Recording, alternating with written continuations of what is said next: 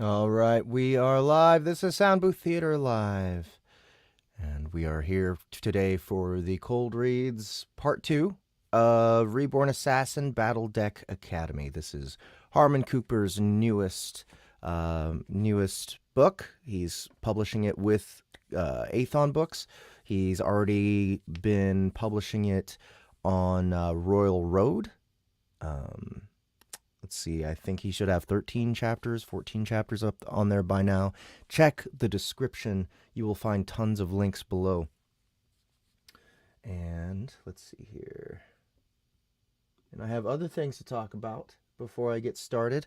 Yeah, so the links below will take you to the Christmas sale that we have going at soundbooththeater.com. It is the 4th day. Okay, fuck, I forget. I need to look up the damn song.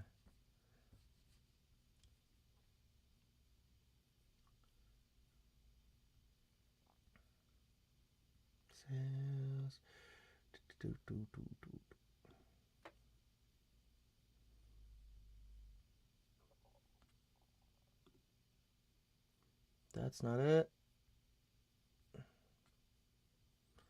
Where's the damn song?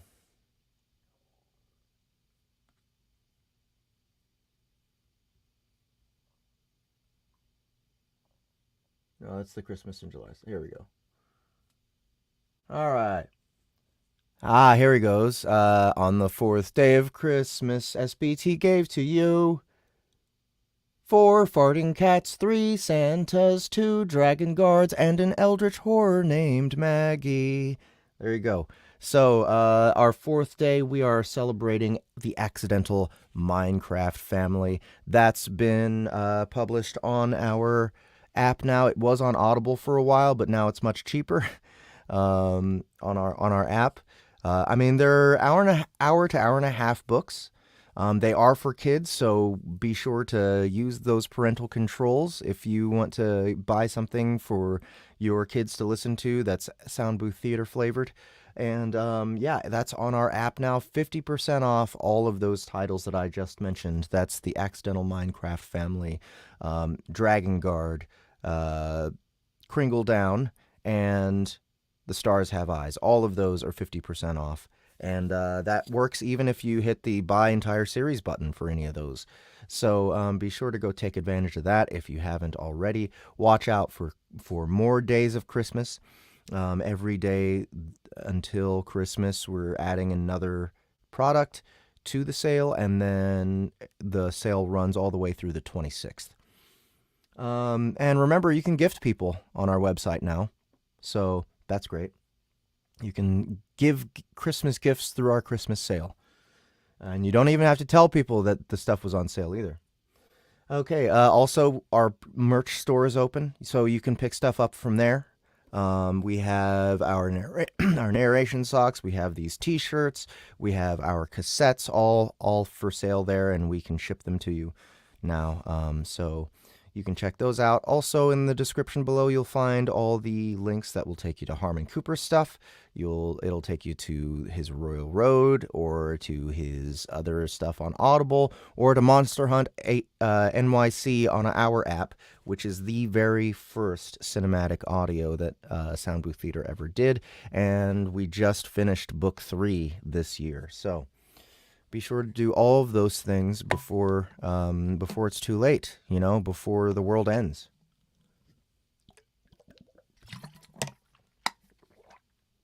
All right. Hey, Sin's here. What's up, Sin? So yeah, let's get started on some more Reborn Assassin by Harmon Cooper. Gotta refresh. No. Okay, here we go. All right, we're starting on chapter 2 here. And let's get on with it. Chapter 2. Wand Bearer. Alistair Blackstar remained at the back of the group while some of the candidates spoke to one another. Why wasn't his wand working? Alistair was long past the point of being afraid that he'd fire off a blast of mana like the boy named Juno did earlier. He just wanted the thing to work. Then he could figure out the summon part. and what it had to do with resonant cards.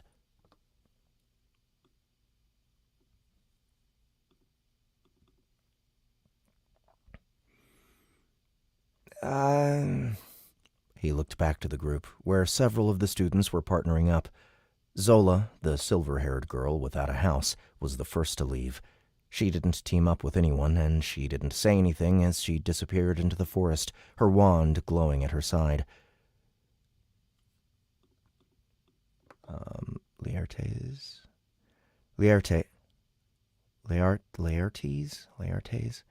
Damn it! Let's see. Let me listen to how I pronounced it earlier. The boy asked, his eyes tracing over Alistair's. Alistair looked Laertes over. The two youths were polar. Laertes. Lay or Taze.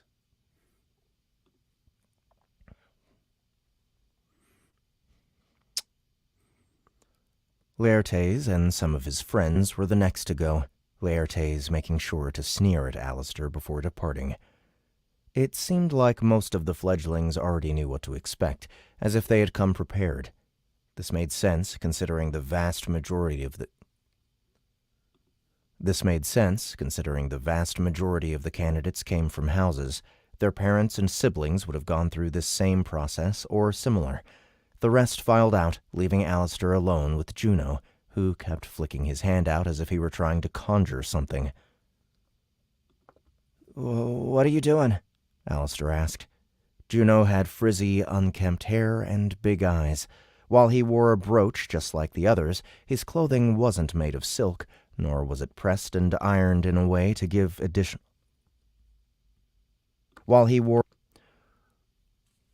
I think my mic's just a little too close there. While he wore a brooch just like the others... Where did this go? While he wore a brooch just like the others, his clothing wasn't made of silk, nor was it pressed and ironed in a way to give additional lines to his form. While he wore a brooch just like the others, his clothing wasn't made of silk, nor was it pressed and ironed in a way to give additional lines to his form. He was clearly from a house, but he didn't act like the others. Juno shook his hand out again.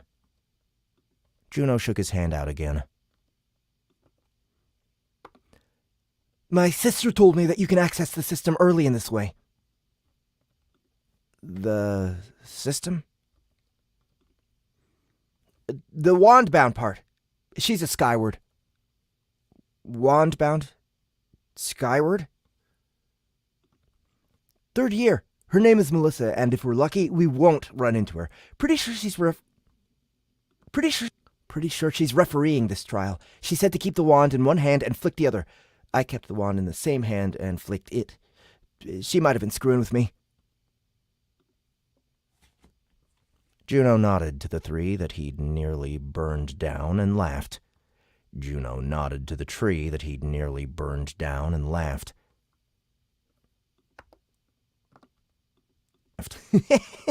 That shit was crazy, right? His laughter had a way of relaxing Alistair. "It was. So, you know how to use the wand?" "It's not very hard." Juno aimed the wand at the ground. "It's intuitive. You don't need to tense up or be afraid of it."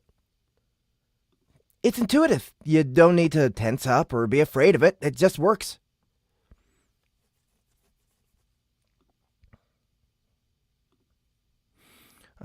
Can someone confirm to me that everyone's hearing me, by the way? Just wanted to make sure.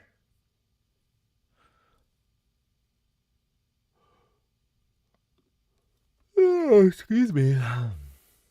It's early, guys. I am not a morning person. Works. All right, good. Just making sure. Hey, Geneva, what's up?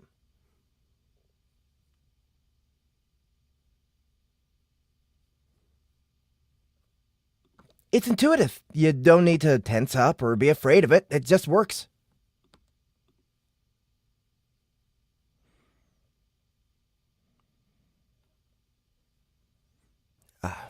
Sorry, I had no idea what to expect from here.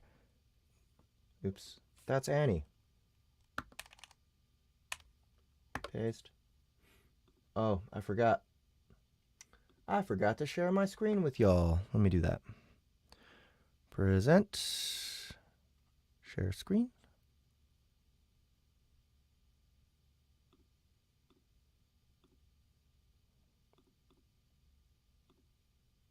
There we go.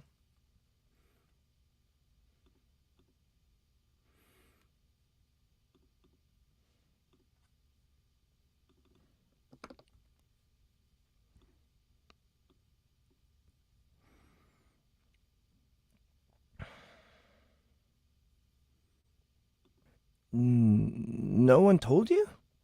This genuinely seemed to confuse Juno. I'm not from a house. But surely you're from a lesser house.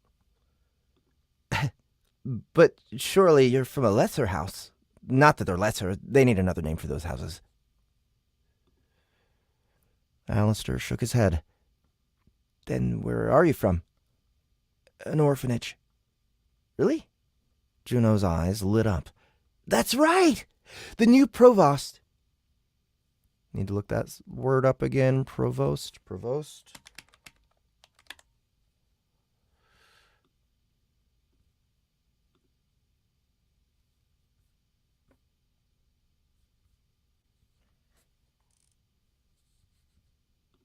Provost. Provost.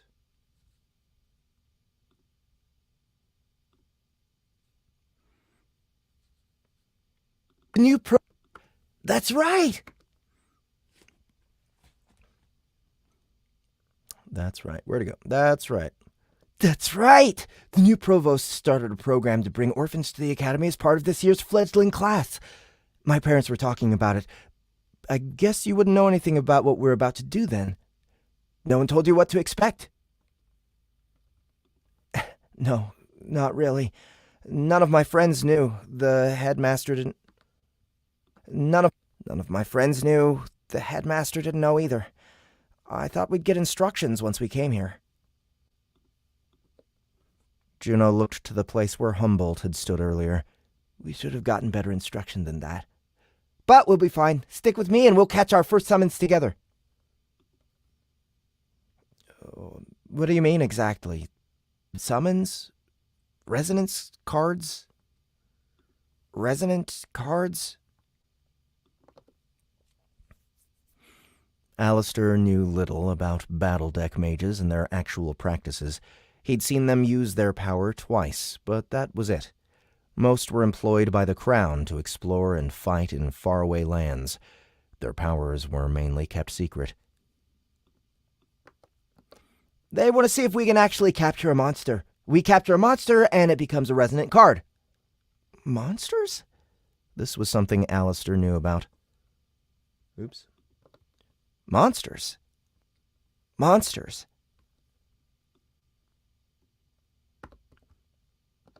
This was something Alistair knew about. I thought he called them summons. Summons sounds nicer than a monster, right? No need to scare the kids. Shit. We're kids, aren't we? Alistair cautiously raised the wand. So I just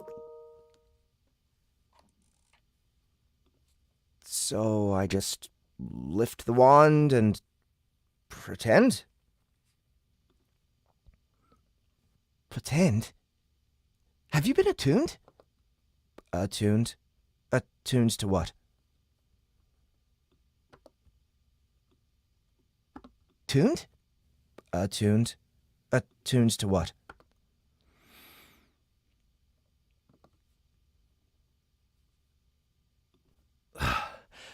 You should have received another letter. One that set up a time for your attunement. I only received one letter. That's not great at all. You need to be attuned to use a wand. Maybe I can, Sure. You know what? Sure, I can catch my summon and yours. We'll just need to find an obelisk to recharge my wand later. Melissa told me about these places. We can rest there too. After, we'll get you attuned. You'd really help me? Fuck yeah, I would. You'd help me, right? Alistair, whose mouth had dropped at hearing the F word, nodded. Of all the words, that one was the most forbidden at the orphanage, yet hearing it from the teenage Juno caused him to laugh.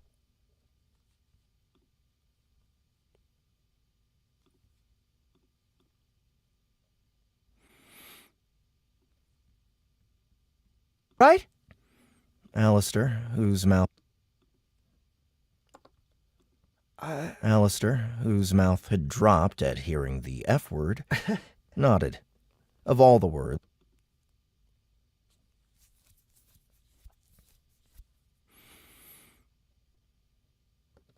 caused him to laugh. Juno turned to the forest, took a step forward, and stopped. You have a wand you can't use. I have a wand I can use. Something tells me I could use both wands. You have a wand you can't use. I have a wand I can use. Something tells me I could use both wands. Even if we don't find a recharge obelisk, even if I use both my ethereal nets trying to capture a monster, we have your wand as a backup. He looked Alistair up and down. You didn't bring a bag?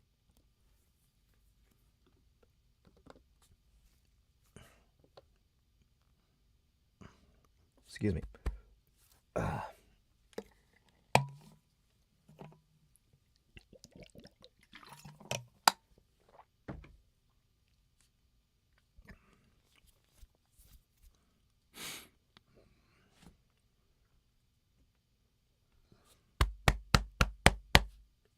I got a little pocket of air in here. Come on, get out of there.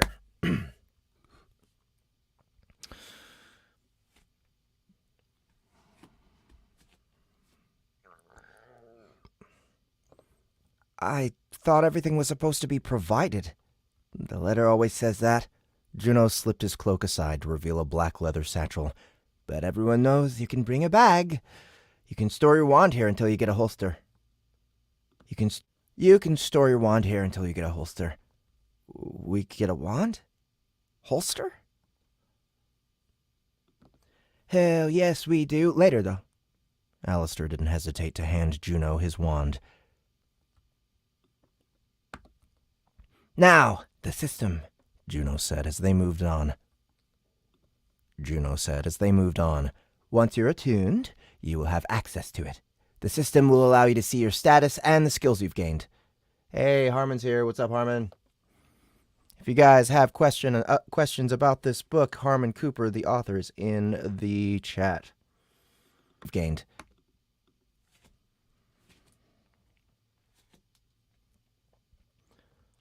Through cards?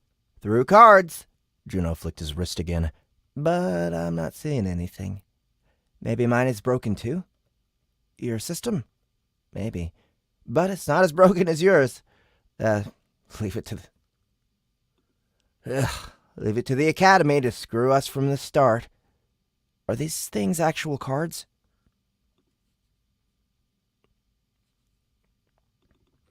Yeah, but not in the way you think. Not playing cards. Don't worry, I'll explain everything. We should keep quiet for a bit. We don't want to be ambushed.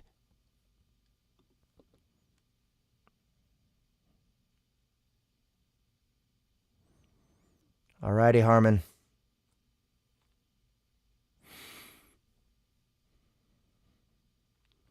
Juno brought a finger to his lips.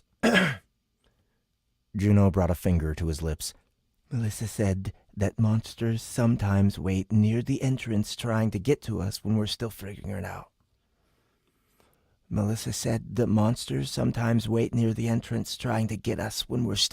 it out.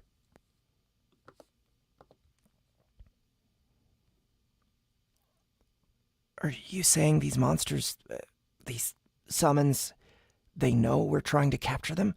I have no idea. But these ones in particular are here to challenge us. The Lumina Forest hasn't had anything like this in ages, especially not so close to the Academy. That's what Humboldt did earlier when he cast magic over the forest. He populated it with monsters. I think. Maybe.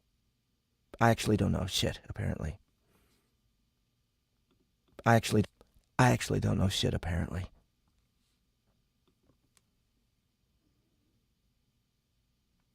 Nice. Alistair thought back to the professor's arrival. How odd he looked wrapped in a blanket. He remembered Humboldt casting his hand over the forest, a wave of magic flowing through the trees. That's what you think that was? Yep. Be on the lookout for any tracks or any signs. Alistair didn't want to ask him signs of what, so he simply nodded. Juno pushed ahead into the increasingly dense forest. Stay close, and once things open up again, I'll explain more. We don't want to get taken out this early in the trials. Wait. He came to a stop. Do you hear that? Alistair froze once he heard a deranged sound ahead. Oh, this one's fun. Harmon's commenting on Facebook. I'm streaming to Facebook and Twitch and YouTube.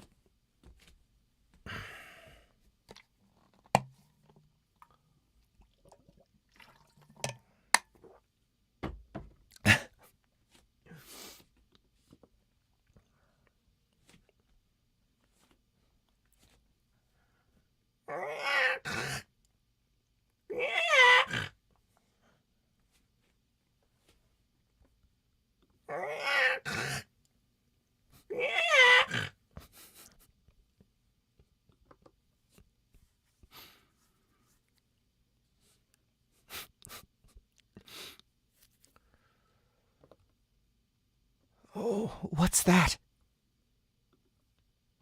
Juno readied his wand.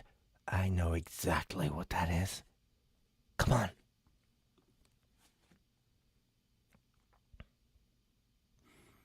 Juno ducked behind a tree. He grabbed Alistair's arm and pulled him down, listening for more of the strange sounds. They came from a variety of sources, some of the meows high-pitched, others low and rumbly.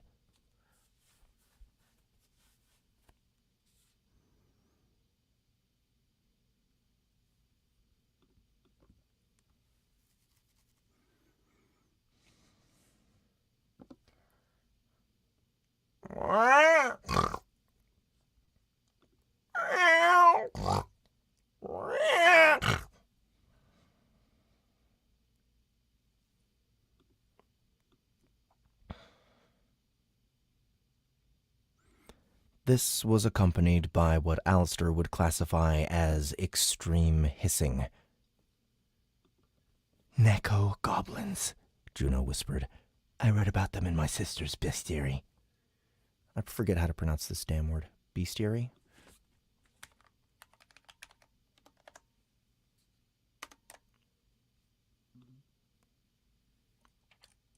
Bestiary. Bestiary.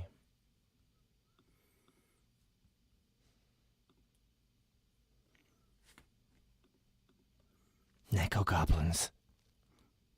I read about them in my sister's bestiary.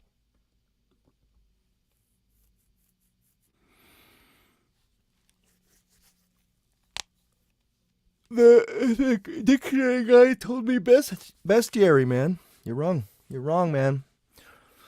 Trying to sabotage my ass.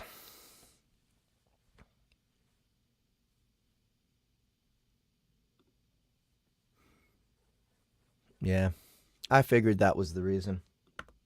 Bestiary. Oh, Harmon said, I just like Beastie Boys like you, Jeff. Okay.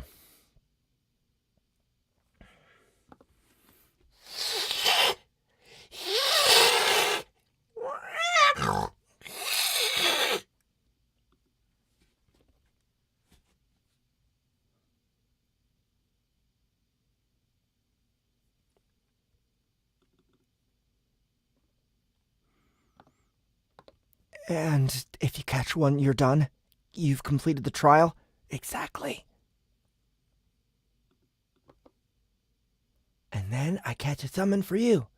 We'll be able to rest, and you could get attuned before the next part of the trial. One of the nekkogoblins started coughing. Others joined, some of which sounded like they were hacking up a lung. Ah, crap, why did that not work? Attuned before the next part of the... And then... Oh.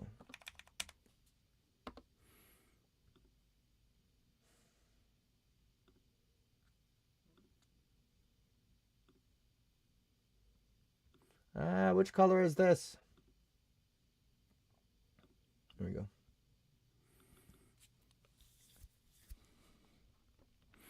One of the nekkogoblins started coughing.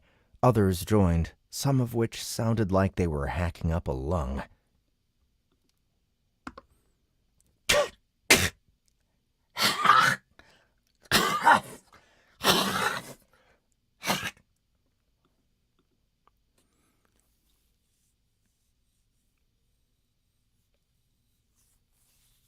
Yeah, Cambridge is good.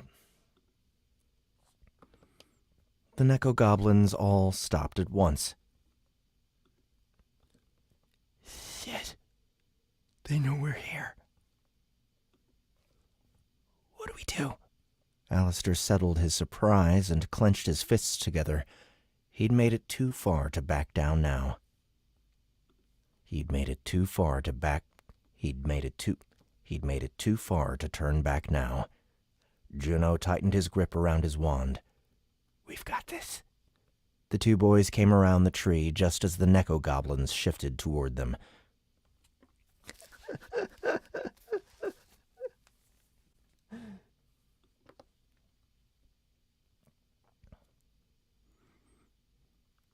The creatures would have been cute if they were entirely feline.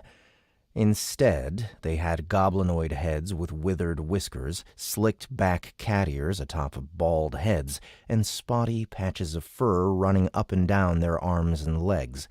They stood nearly a meter tall, and it was clear by the length of their claws that they were prepared to do some heavy damage. "Ready?" Juno asked as he pointed his wand at one of the nekkogoblins. Alistair lifted his fists. "Ready as I'll ever be." In just a few moments, Ghost, the assassin, brutally murdered by the unknown souls a week earlier, would join Alistair for the first time, reborn into the body of a 16-year-old orphan on the verge of entering a Battledeck academy. Neither would be happy about the fact, but somehow it would work.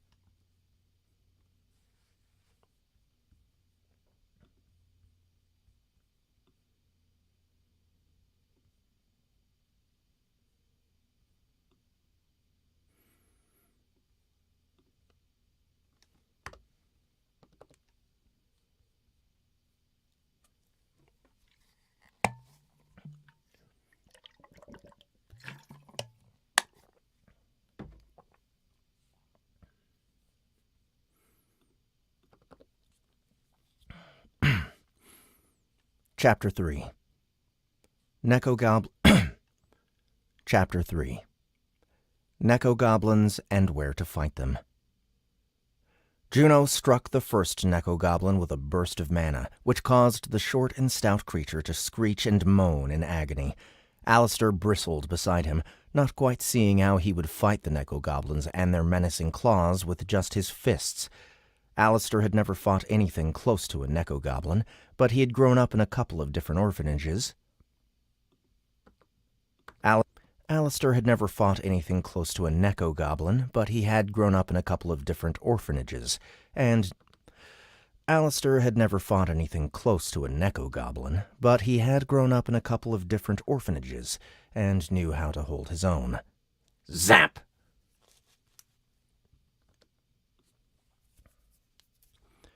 Juno struck the nekkogoblin again, his bolt of mana searing into the creature's abdomen. "Oh, you little..." The nekkogoblin's eyes rolled back and it fell to the side. "They can talk?" Alistair asked. The other nekkogoblins got in front of their fallen comrade, the trio screeching and snapping their teeth.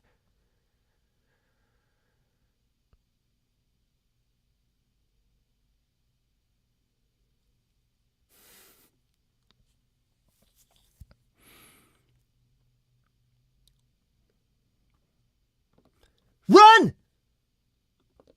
Juno shot another blast, scattering the nekkogoblins. He took off, Alistair on his heels. One of the nekkogoblins lunged for Juno. The monster would have sunk its claws deep into Juno's shoulders had it not been for Alistair, who turned back and... The monster would have sunk its claws deep into Juno's shoulders had it not been for Alistair, who turned back an impossible kick. Wham! Alistair's kick shouldn't have connected. It should have forced him to do the splits and pull a muscle, yet he landed the strike with extreme precision. Alistair had his fists drawn to punch, yet he kicked the creature instead.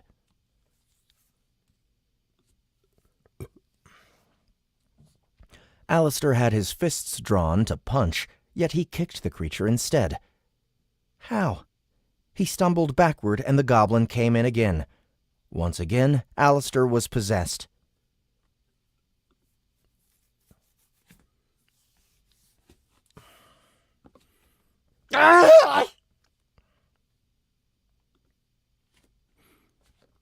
The nekkogoblin shrieked as Alistair stomped its face, kicked it in the side, then caught up with Juno. Holy shit! That was crazy! Juno fired another resonance pulse at the two nekkogoblins still pursuing them. His blast went wide, but managed to graze the face of one and knock it over. Watch out!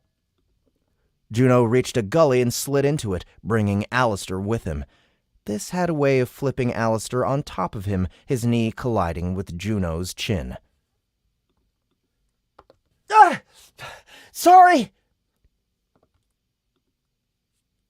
Oh, fuck! Oh, fuck! Juno moaned as Alistair got to his feet. Alistair glanced up. The final nekkogoblin, the largest of the group, had an absolutely furious look on its face. Frothing with rage, the nekkogoblin leapt into the gully.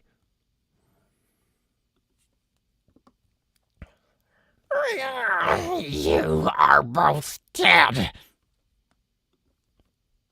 The monster's eyes shifted to Alistair's fingers. It licked its lips. I'll start there, it said. The nekkogoblin curled its tongue toward Alistair.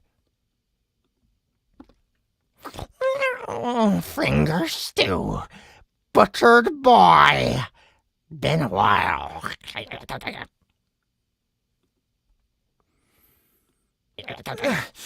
Try it! Alistair said.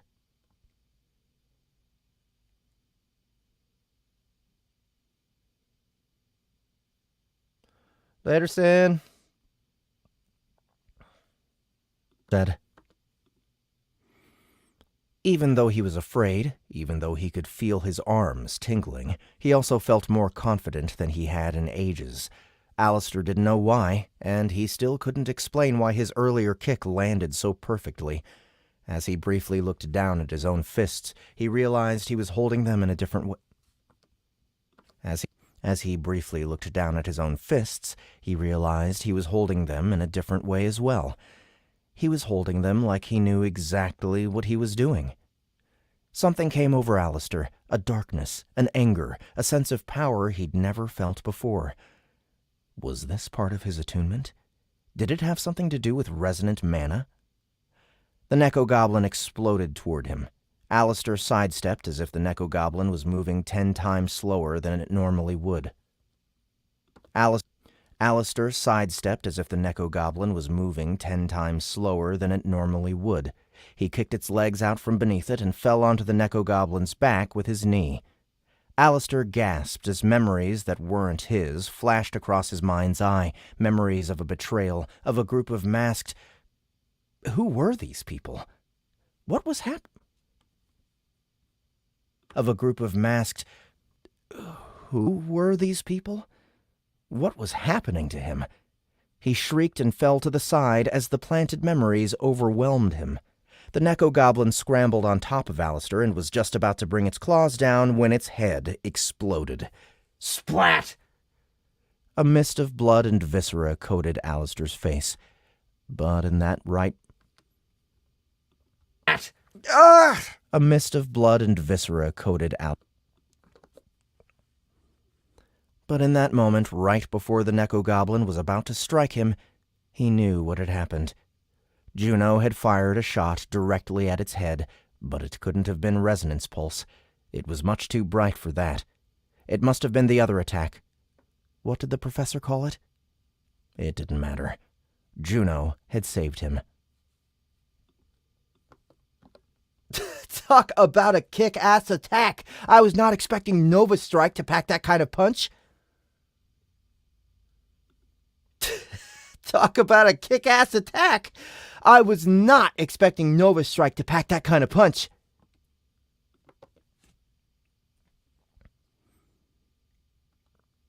Juno said, helping Alistair to his feet. He produced a rag and gave it to him. Nice work back there. You almost had the fucker. Ugh. Yeah?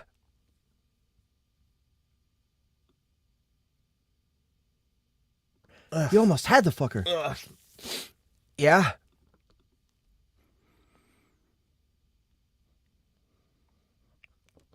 Alistair wiped the foul-smelling blood from his face. Alistair wiped the foul-smelling blood from his face. And that kick earlier was epic. But what happened at the end there? It looked like you were possessed or something. Alistair ran his hand through his hair. I don't know. I really don't know. Well, whatever it was sick as hell. Sick as hell? Alistair asked. Juno spoke in such a strange way. It was cool. Do that again next time we're attacked. Anyway, clean up and let's get out of here. At least one of the nekkos is still alive up there, and the dead bodies could attract other things as well. Stronger things. The night is young. Alistair looked down at the now blood-soaked rag. You want this back? Just leave it here. I'm sure we can clean up more once we reach the sanctuary zone.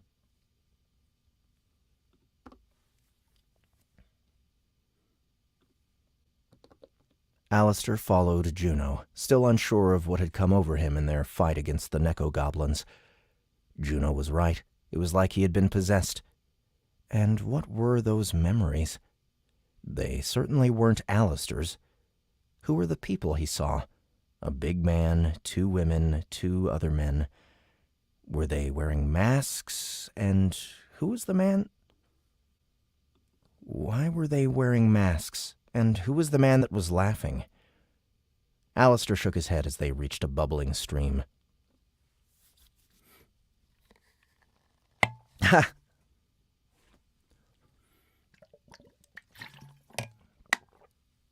Harmon says, Juno almost sounds like Timmy from South Park, and I love it.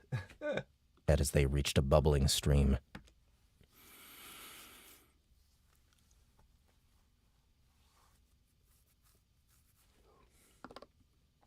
There has to be something around here.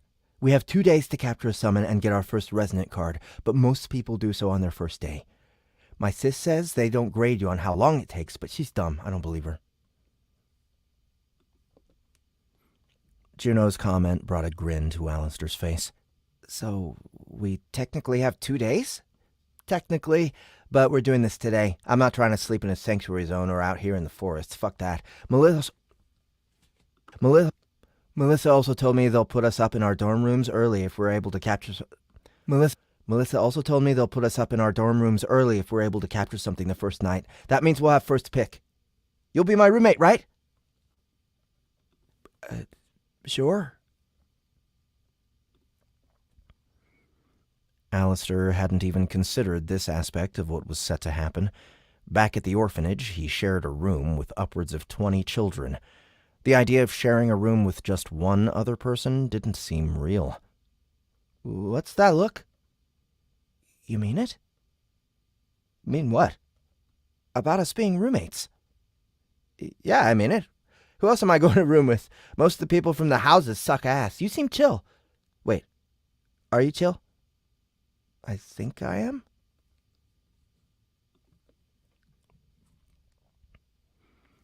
Juno smirked.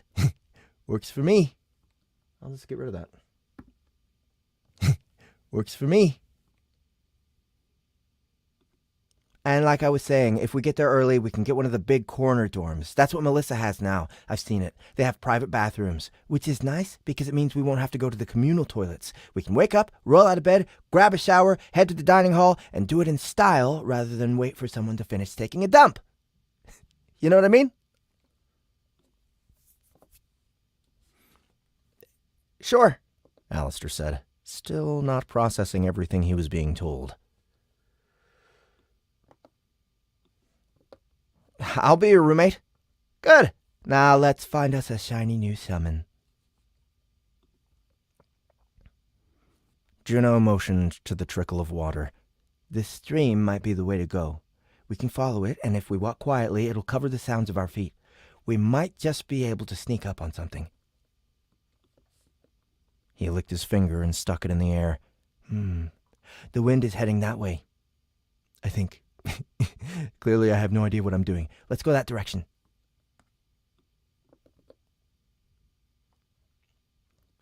Juno moved along. Alistair close behind. Juno moved along. Alistair close behind, the dark-haired boy doing his best to walk quietly.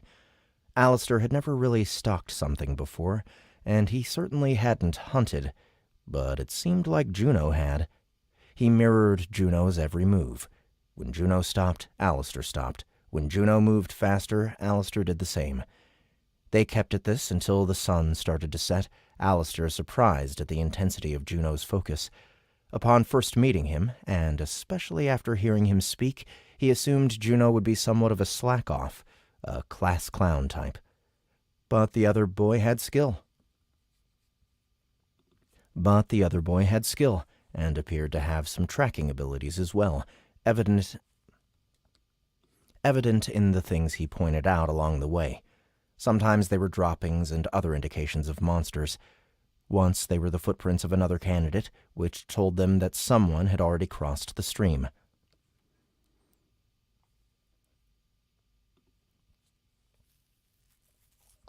Why haven't we seen anyone else? Alistair asked once they paused for a break. Lumina Forest, or whatever the hell Humboldt called it, Lumina Forest, or whatever the hell Humboldt called it, is massive. We might not see anyone at all. Makes sense. But we're close.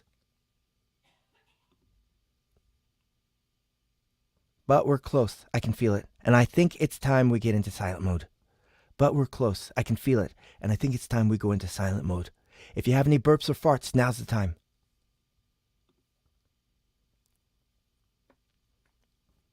Alistair tried both and failed. Guess I don't. Juno opened his mouth and burped. All right. So I can't burp on command. I have to ask my sound effects guys to do it.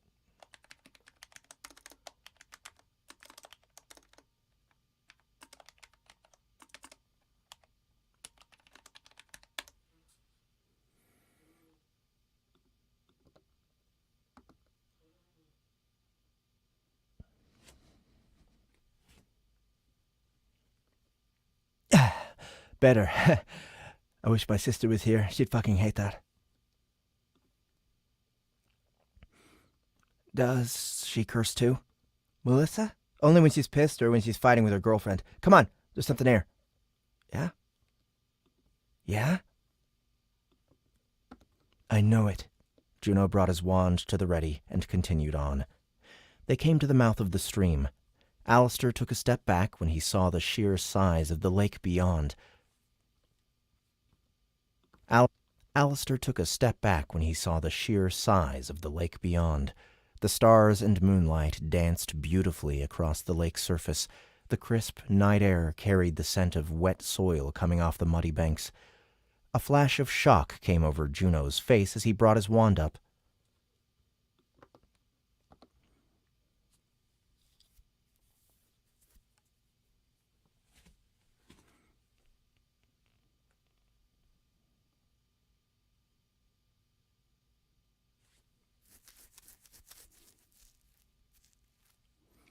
Stay back. That's a Rokubi. Rokubi. That's a Rokurukubi. That's a Rokurukubi basilisk up there. That's a Rokurukubi basilisk up there. That's a Rokurukubi basilisk up there. Has to be. What? Alistair whispered. Where? In the mud. Once it evolves, it can rival the size of a dragon. I've seen one with my dad. Alistair squinted ahead. Unable to see anything aside from overturned roots. You sure there's something there? Watch. Rather than hit it with resonance pulse, Juno cast mystic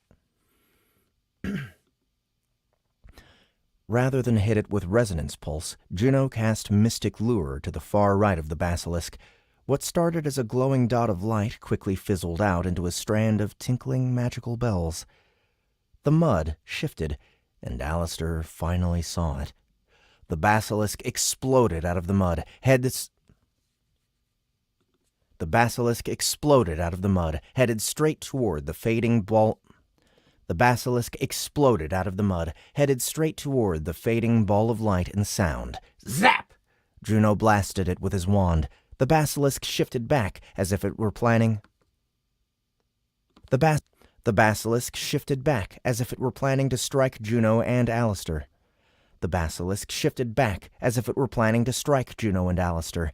Juno stepped in front of Alistair as the basilisk came forward. They were 3 meters away, yet the monster cleared the distance in less than a second. It was only after Alistair blinked twice that he saw just how long the snake's neck had come.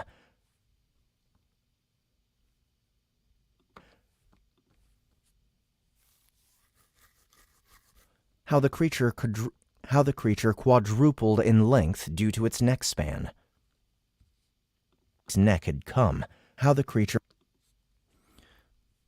The elongated basilisk whipped right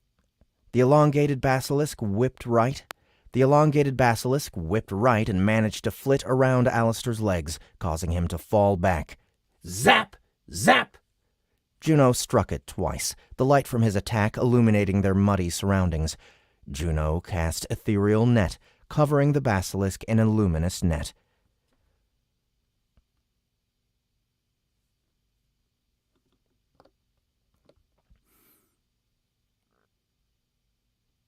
One more it is! Juno cried as he pointed his wand at the summon. Zap! This attack did the trick. The basilisk collapsed, but unlike the nekkogoblin earlier, the creature still breathed. Shallow breaths, but it was still alive. Hell yes! Juno lifted his spare hand. Where'd it go? Juno lifted his spare hand and the net closed on the basilisk. A blip of light flashed to Juno's palm. He now held a glowing card, one that he quickly pressed against his chest. He smiled at Alistair. That's it? I did it. My first resonate card.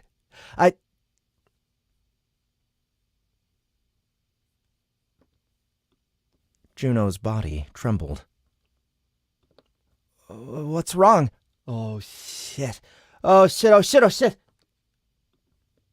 Juno looked down at his hand, which had started to fade away. He quickly reached into his bag with his other hand and retrieved Alistair's wand. He tossed it to the ground. Take your wand! Where are you going? It says I caught my summon. The system says I'll be portaled away. Shit. They must have changed this since my sister was a fledgling. They must have changed this since my sister was a fledgling.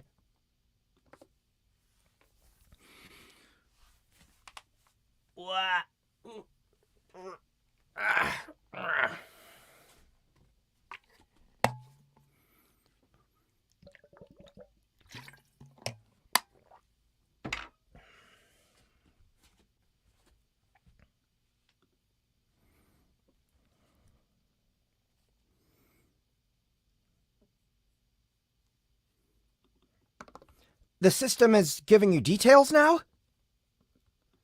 Alistair! Alistair, you've got this. You can do this. I'll get us a do.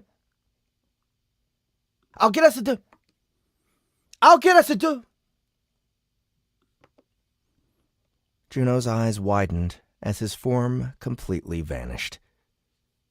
Alistair stared at the wand, and from there to the lake beyond. He was powerless now. He was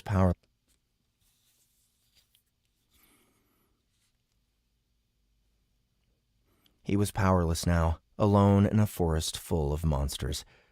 He was just about to let out a sigh of exasperation when a sudden pillar of mana flashed across the trees in the distance. "What now?" he whispered, and readied his fists.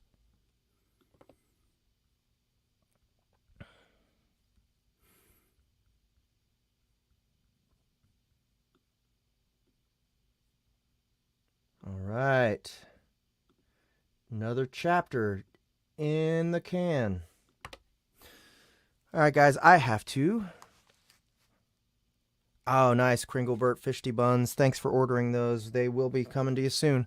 All right, guys, I'll be right back. I'm going to use the bathroom for a bit.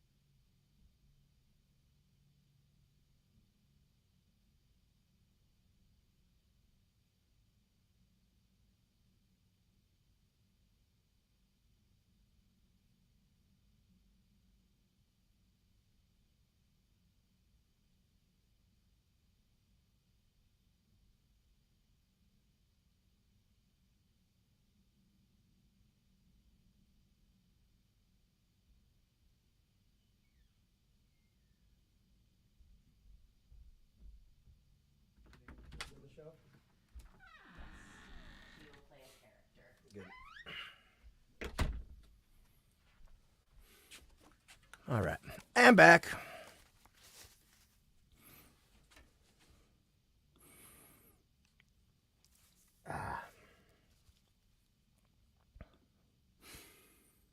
All right, on to chapter 4. Hope you guys are having a good time. Just wanted to remind you that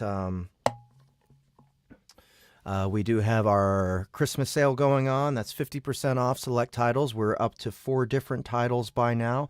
Let's see, what was it? 4 Farting Cats, 3 Santas, 2 Dragon Guards, and an Eldritch Horror named Maggie. So, that's Kringle Down, Accidental Minecraft Family, Dragon Guard, and The Stars Have Eyes.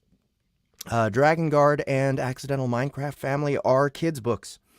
So if you want to get your kids into Soundbooth Theater, we now have our parental controls on our app, so it's much safer for you to do that because I think all of you know that our stuff is mostly adult-oriented content. I'm not meaning that to mean porn. I mean like stuff for adults that have cussing and blood and drugs and all sorts of crazy shit in it. So if you like us enough to introduce us to your kids, then we have parental controls so that you can make sure we do not corrupt their innocent little minds.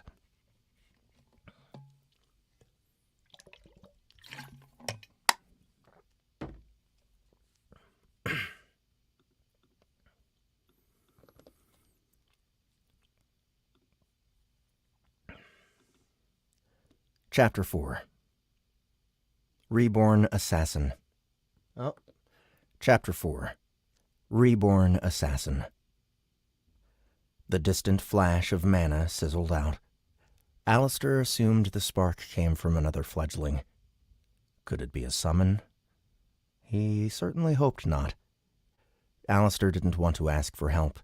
If he could go to a sanctuary zone, maybe he could portal out of the forest, get attuned, and then return to properly capture his summon. He recalled how Juno had done it. First he distracted the basilisk, then he fired on it a few times to tire it down. Finally, he captured it using ethereal net. Could it really be that easy? And how had Juno turned the summon into a card?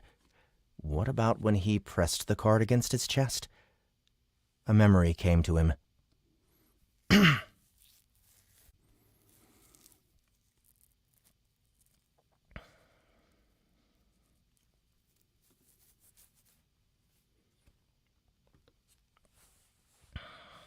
Let's see.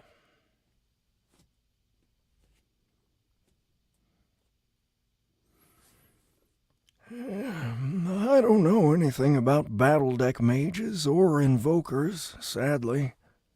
Invokers? That's supposed to be in the thought track.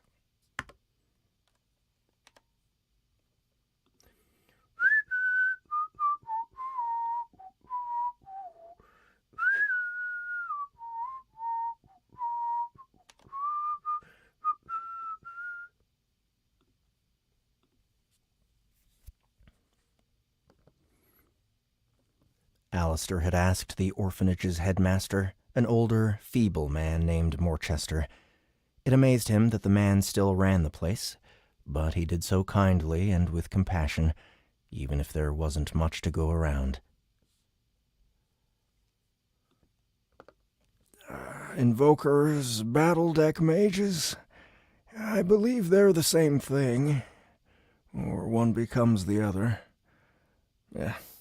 I don't know, my boy, but I do know that the invitation letter you have is something no one here has ever received before. Be careful who you show it to. He squinted up at Alistair. That's yours. You have a ticket out of here, and they do not. Don't forget that. Yes, sir. Alistair remembered this as he navigated the darkened forest. Alistair remembered this as he navigated the darkened forest on his way to the flash of mana. He didn't know what he was doing. He barely understood the Battledeck card system, nor did he know what he was about to come upon, but he would give it his best shot. With this in mind, he tried to mirror Juno's movements. Soon, Alistair reached the edge of clearing. Yep. Soon, Alistair reached the edge of the clearing. There were two boys, one of whom he recognized, Laertes of House Undergast and Laertes of House Endergast. Laertes of House Undergast, and he was with another young man who had injured his leg. Alistair crouched, straining to hear what they were saying. A portal appeared, and what Alistair assumed were two upperclassmen stepped out, a boy and a girl. Their voices were louder.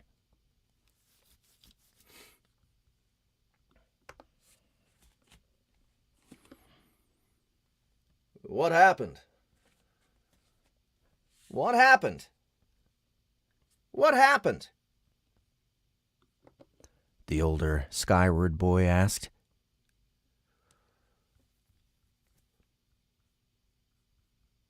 Let's see how Alistair Blackstar? My brother told me about people like you. What happened? What happened? The older.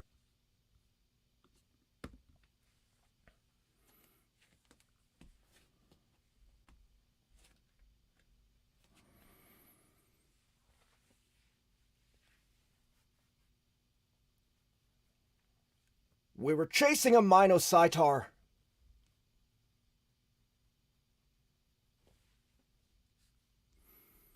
Laertes said. It got away, but not before trampling him.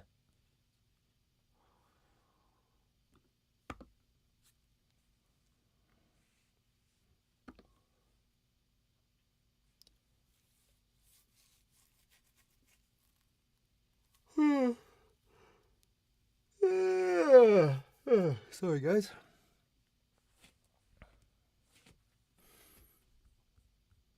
And I just remembered I didn't give... Did I give? No, I didn't give Annie any direction for this character. The what?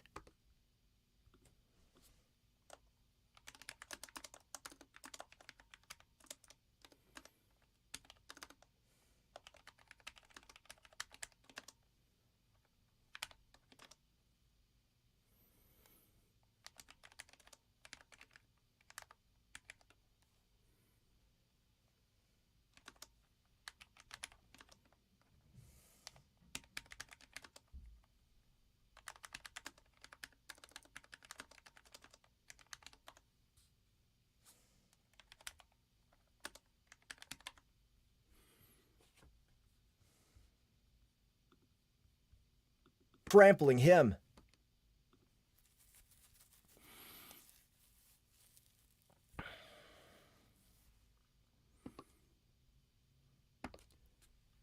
A one-eyed bull? Why the hell would you do that? The older girl asked. Stick to something small. Stick to something small.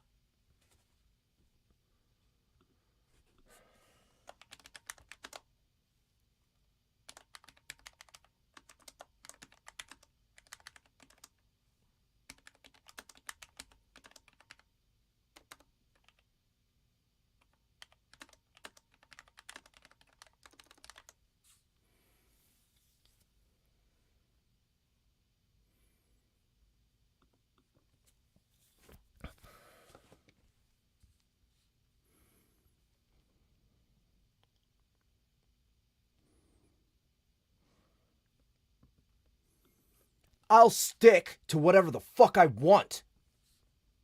Nope, wrong.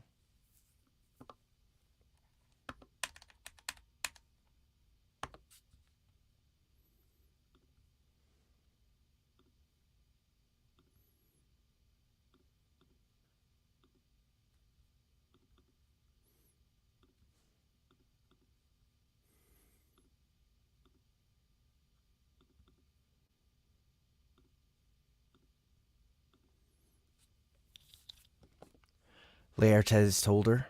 Laertes told her. Laertes told her.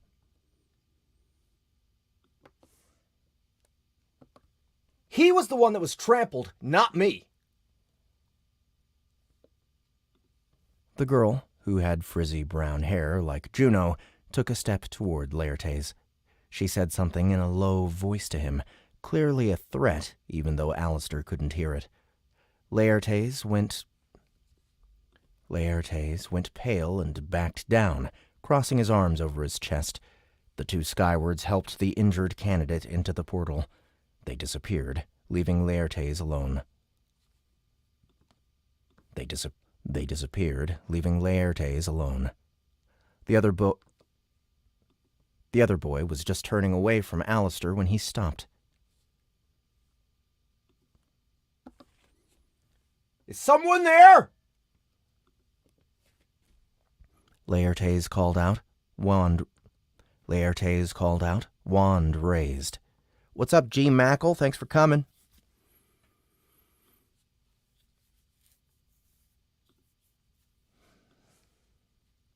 Wand raised.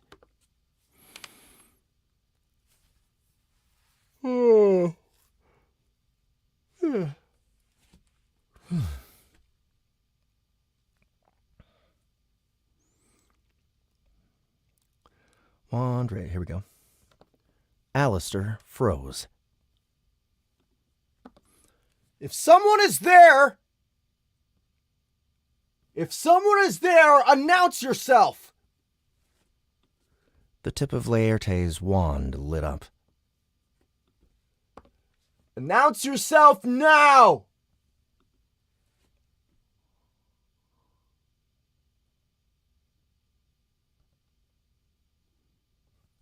It's me! Alistair stepped out of the forest. I got separated from... Whoosh!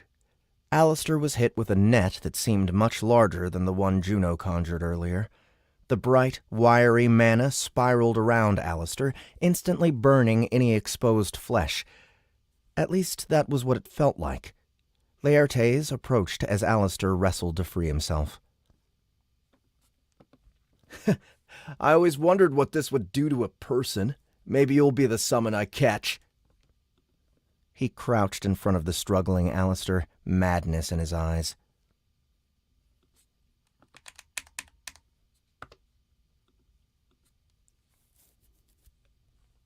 How does it feel, orphan?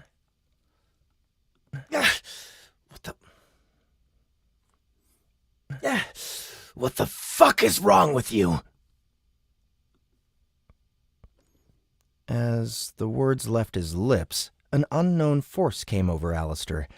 It was coupled with those strange memories, images of violence, masked assailants, and suffering. Even though he was bound, Alistair managed to roll over to his knees. The net of mana tightened as he pushed himself up and tensed his arms. Laertes' wolfish grin vanished as he took a step back. It was clear in the way he was looking at Alistair that something had changed. Alistair was still the same scrawny boy with a mane of black hair as he had been moments ago, yet he seemed larger, more sinister, possessed. Laertes gasped. Laertes gasped as Alistair broke free from the magical binding. Alistair staggered to his feet, hair obscuring his face.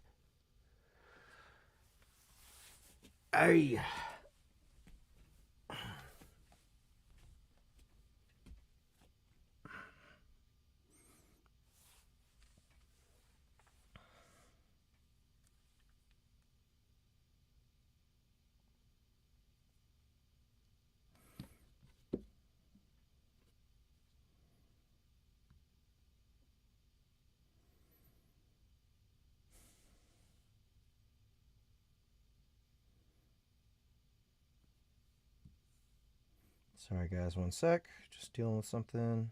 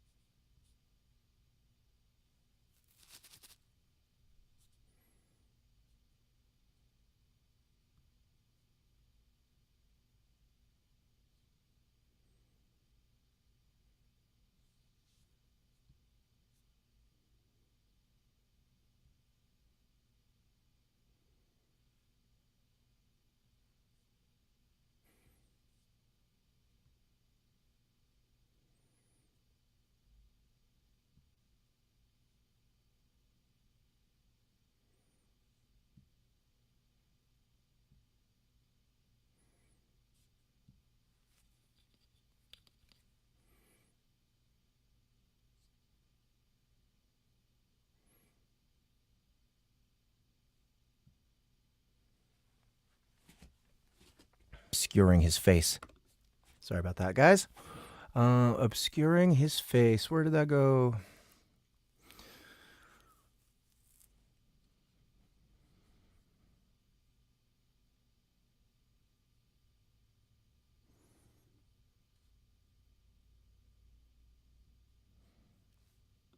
Alistair staggered to his feet, hair obscuring his face.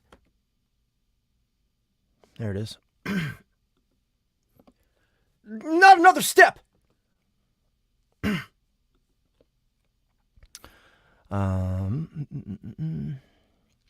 Laertes pointed his fledgling wand at Alistair, hand trembling.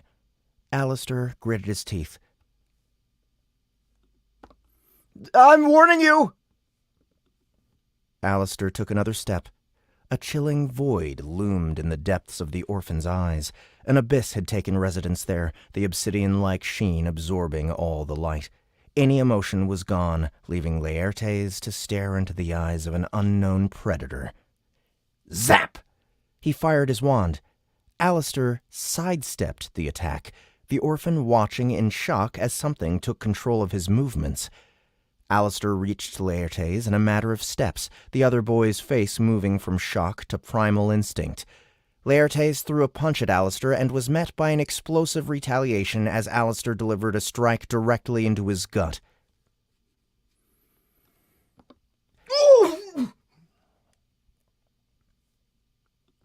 Laertes doubled over in pain. But Alistair wasn't done. He slipped around Laertes with the precision of a trained killer and latched onto Laertes' body. Alistair brought him into a chokehold, and they fell to the ground. Laertes tried to buck him off. Alistair increased the pressure. Let me go! Laertes pleaded, the boy on the edge of tears now. No! Alistair shouted, finally able to get control over himself.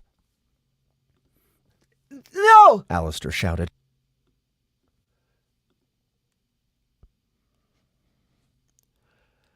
Don't kill him! Don't kill him! Alistair's voice shifted into something deeper. I will do what is necessary.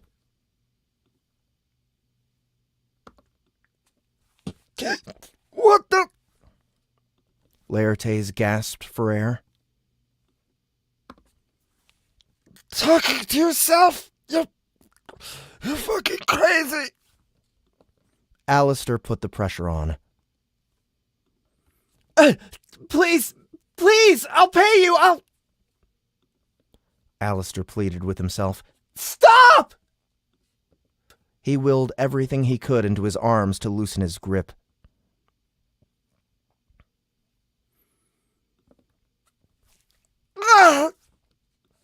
With a final, desperate cry, Laertes fired a bolt of magic into the air. It was the same thing Alistair had seen earlier, a way to call upperclassmen to deal with an injury.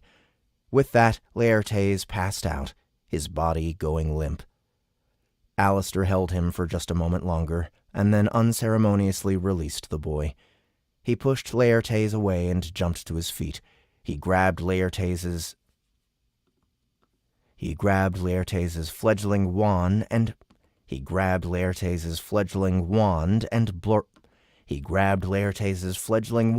broke it over his knee. Alistair turned to the forest.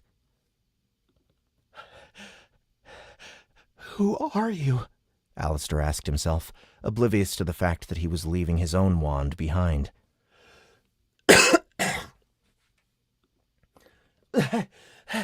Who are you?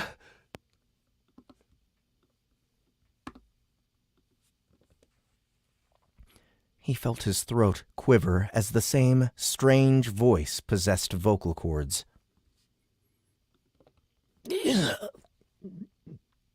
I'm Ghost. What are you?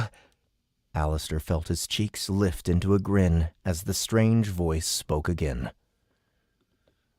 "You'll find out soon enough."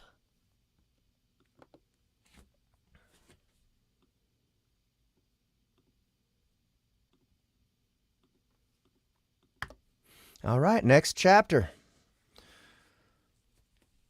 This one's going to be fun.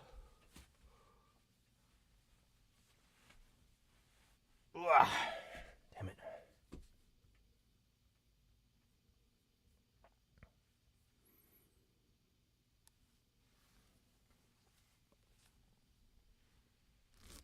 My body's just not happy this morning. Haven't recovered from the sleep apparently.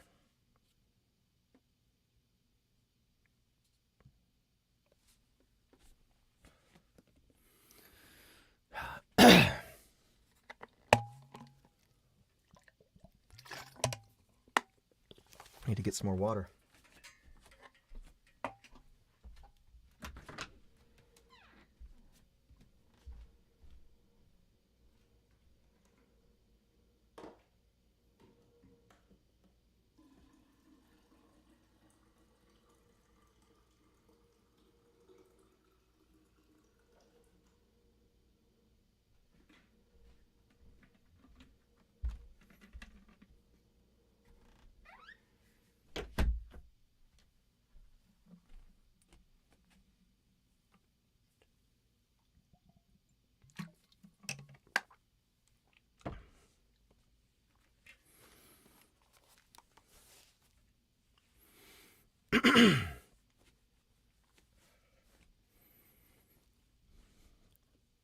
Chapter 5. There's an assassin in my head. Alistair rushed into the forest, moving faster than he had ever run before. It wasn't just his speed. There was a new precision in his steps. Alistair wasn't clumsy by any means, but he felt a dexterity and an awareness of his environment that was entirely new to him. Whatever was possessing him had a keen understanding of Alistair's surroundings. He traveled like this in silence for 10 minutes, still coming to grips that someone named Ghost had possessed his body. His curiosity and shock grew to anger when he reached the same stream from earlier. Alistair willed himself forward. He'd never attempted anything like this, and willing himself forward was the only way he could make sense of it. Damn it. He'd never attempted anything like this, and willing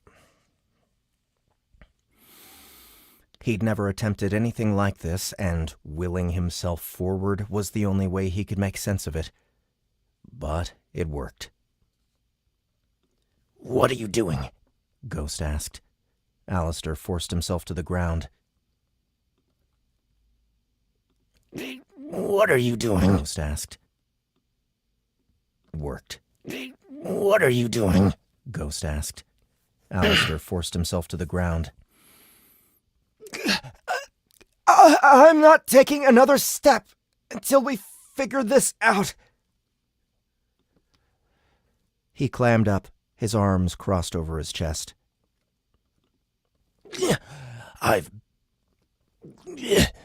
I have been reborn. If that isn't clear, it should be now. Now stop your whining and let's go." Reborn? Reborn. In my body? So it appears.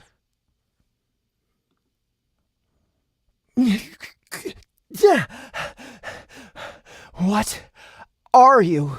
I was an unknown soul. I am no longer. What's an unknown soul? An assassin's guild.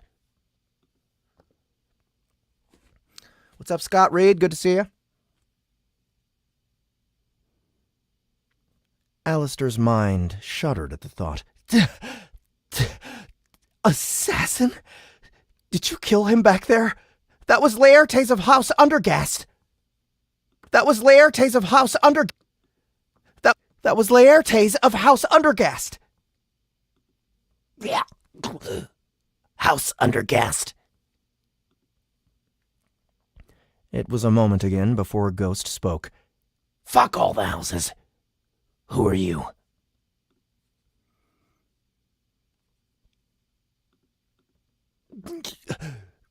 Me? Alistair was completely in control. Alistair was completely in control now, yet whenever Ghost spoke, he continued to do so through him, changing Alistair's voice.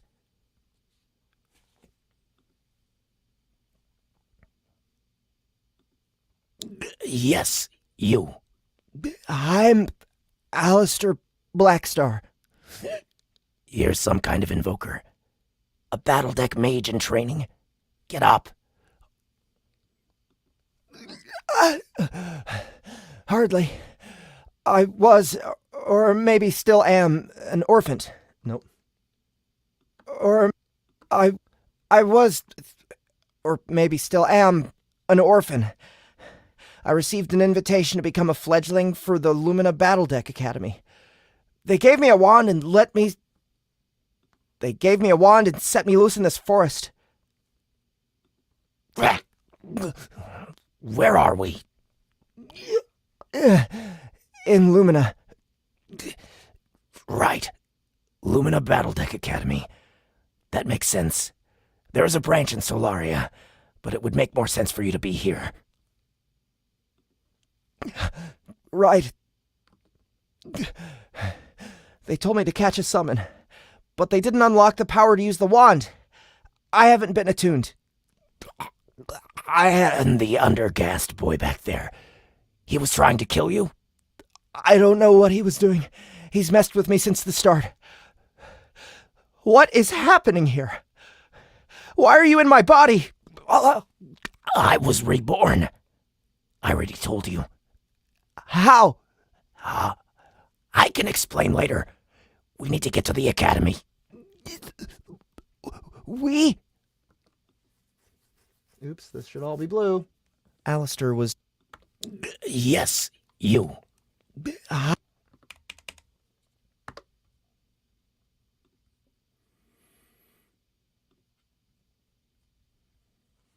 We?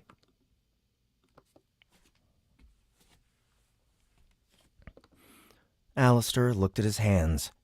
They trembled. You're here to capture something, right? A summon, which then turns into a resonant card. Somehow. Yeah. Fine. First, we capture something. Then, we get to the academy. We can go from there. Go from there? What do you mean? I was reborn for a reason. Ghost said, an edge to his voice now. There are people that need to die, and you're going to help me kill them. Me? Why would I help you? I'm not going to... Yes, you will. We will. And you'll see why we need to later. For now, let's capture a summon. But I don't have a wand. Alistair said, still reeling from Ghost's proclamation. He wasn't a murderer. He wasn't a murderer. This coupled with the shock that Ghost now existed within him and could take over his body was a lot to process.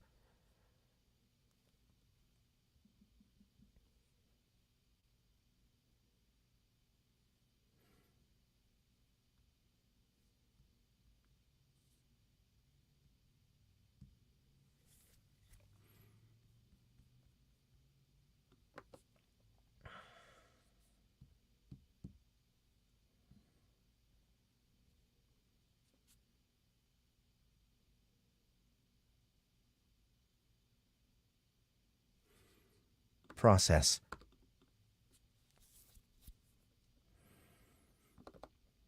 Where's your wand?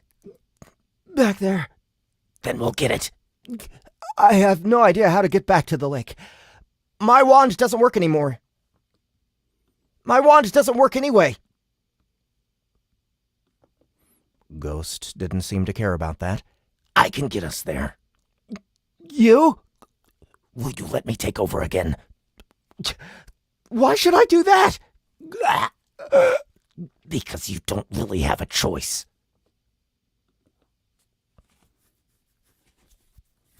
The sensation that came over Alistair horrified him, as if his mind were tethered to an invisible stake, forced to watch someone else control his body. He twitched on the ground. Stop resisting! I'll get us there. We'll get your wand. If we can't figure out how to get it working, we'll capture a summon a different way.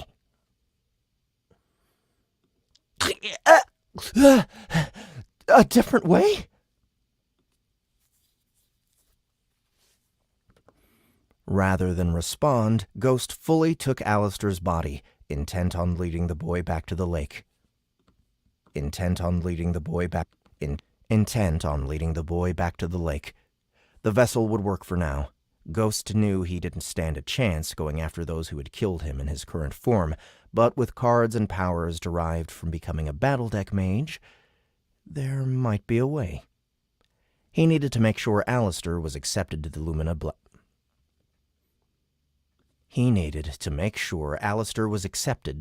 Battledeck Academy, which just so happened to be the same academy where Ghost had stolen the card of rebirth all those years ago.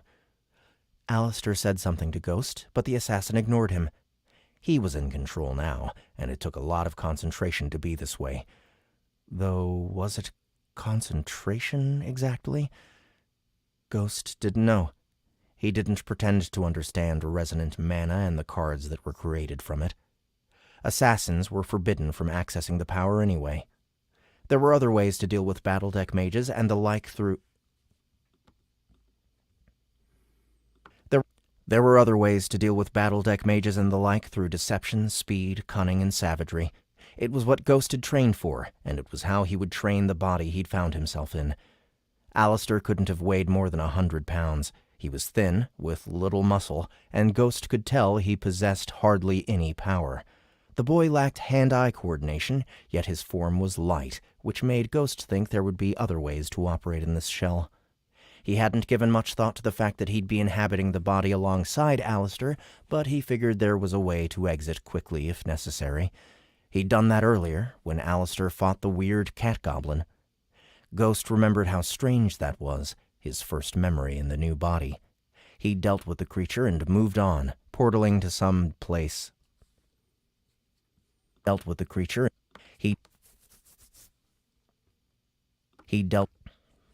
He'd dealt with the creature and moved on, portaling to some place deep within Alistair's mind. Even stranger, he felt like he could go back there any time, right now if he wanted, to the place by the dark pond. Even stranger, he felt like he could go back there any time, right now if he wanted, to the place by the dark pond. Ghost tuned back into what Alistair was saying.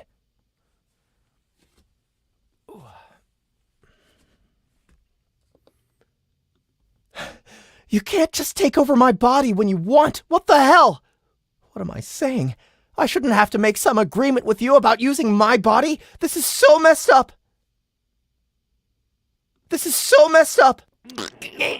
Quiet! What's your real name? It can't be Ghost. It's Ghost. Your parents named you Ghost? Ghost almost told Alistair why he trusted the orphan in the first place, even though they'd only just met. He refrained from doing so, choosing silence instead. It was powerful, the kind of silence Ghost could conjure. The only problem was they were still sharing a mouth. Your parents really named you Ghost? He didn't respond.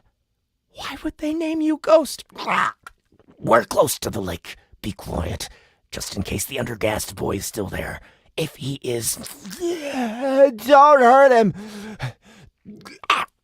Putting him out of his misery now will only aid in... Putting him out of his misery now will only aid us in the future.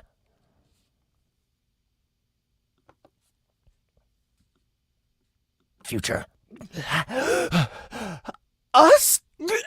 Yes, us. You have to get stronger. I have to tolerate your weaknesses as you do.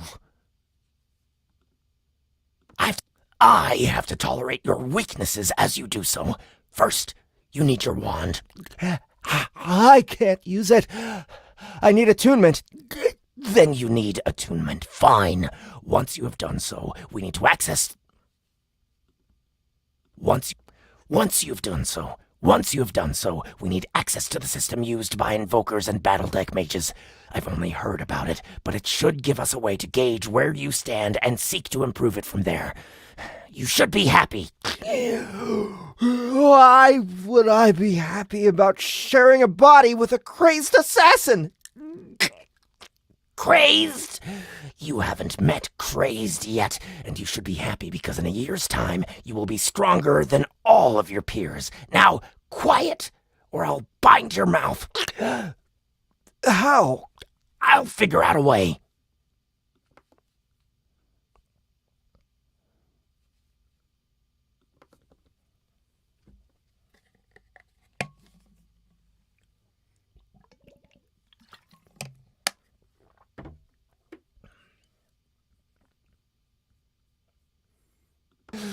All right, I gotta hear how this is coming off.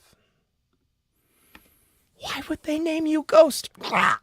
We're close to the lake. Be quiet, just in case the undergassed boy is still there.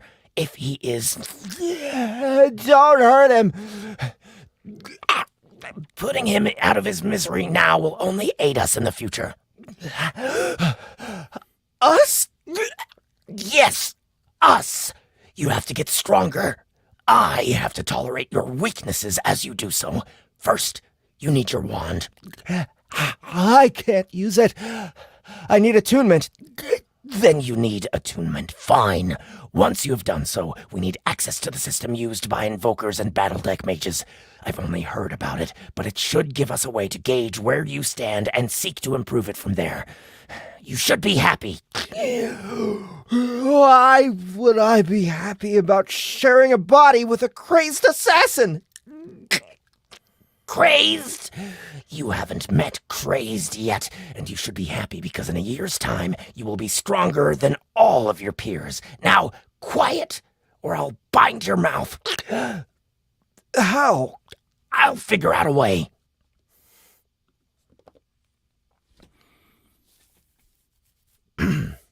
This particular version of Ghost's voice is actually a little harder to deal with vocally than it is like what I have prepared for when he speaks through his own voice, I guess.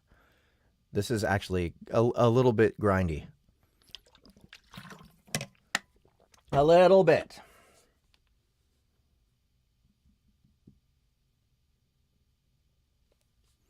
Away.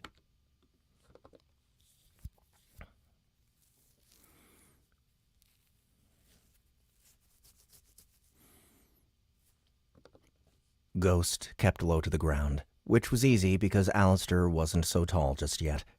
What wasn't easy was dealing with Alistair's knees.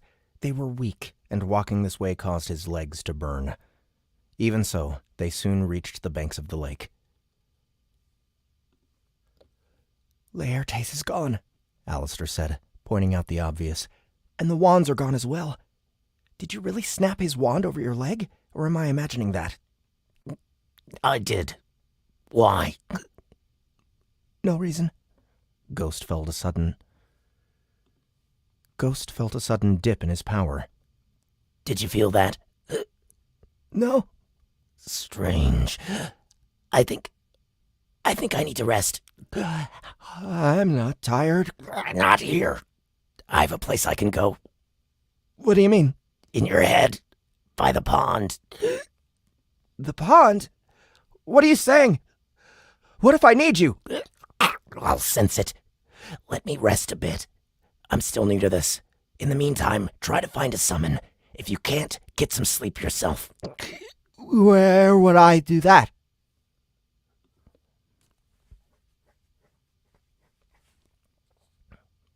Alistair knew the answer instantly. One of the sanctuary zones. One of the sanctuary zones. Maybe I can get attuned there as well. How long do you have to capture a summon? 2 days? How long have you been out here? I don't know. I started maybe 7 hours ago. Alistair's stomach grumbled. You're hungry. We're hungry, I mean. I haven't eaten in a while. Find a sanctuary zone. How? Look for it. Remember, you're not only doing this for yourself any longer. You're doing this for us.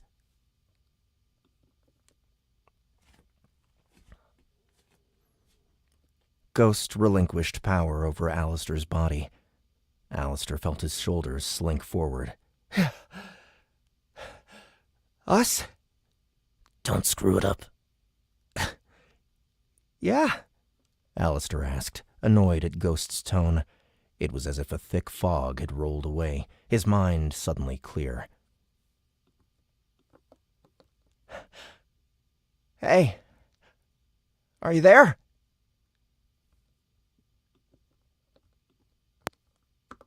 There? Oops. Are you there? You there? Once again, Alistair was all alone.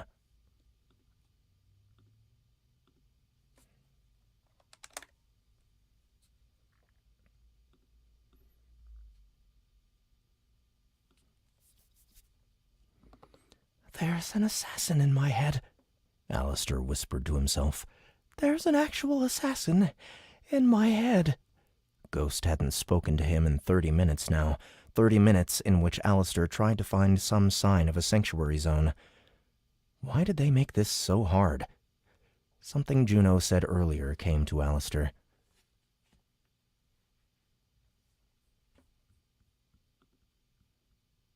Pretty sure she's refereeing this trial. She said to keep the wand. It's intuitive. No. But surely you're from a lesser house. Started a program. I guess you wouldn't know anything about but we'll be fine. Stick with me and we'll catch our first summons together. They want to see if we can actually capture a monster. And sounds nicer than a monster, right? We're kidding. Have you been? You should have received another letter. It's not great at all. Sure. You know what? Sure, I can catch my summon. Okay, let me just, I don't want to go rooting around. It'll take too long.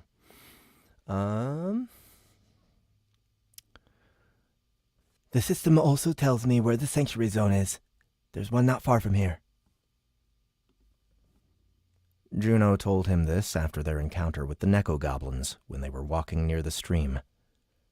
What else did he say? Did he give Alistair any other tips? Alistair combed over their conversation, hoping for something that would point him in the right direction. His heart pulsed once he heard a familiar sound.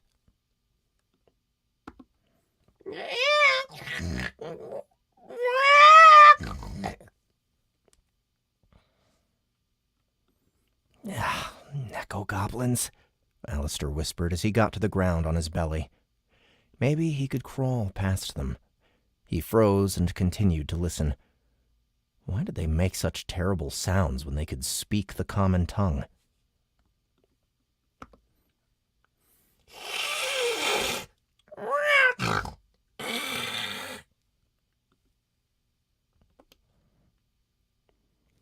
They scrambled in the underbrush. Then came a sound he was unfamiliar with, like something soft had been hit by a blunt object.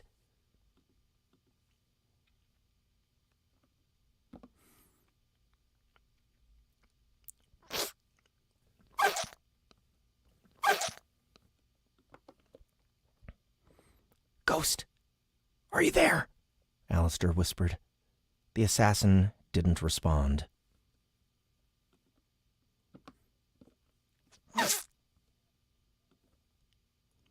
Alistair made the split-second decision to investigate. He pulled himself toward the commotion. He finally got his first look at the nekkogoblins. There were two, and they were bashing... a slime? Alistair whispered. That was the only way he could describe the teal bioluminescent blob which had a pair of big black eyes. It wasn't very large, and each time it got hit, the slime recoiled and was prevented to escape by the other nekkogoblin.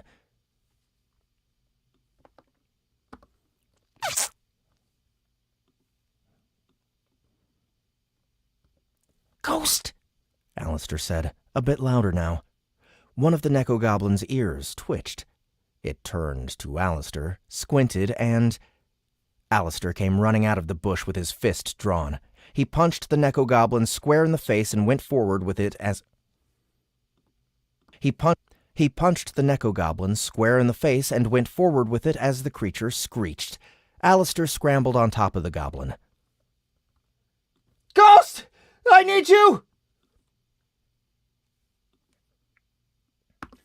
I'll kill you! No.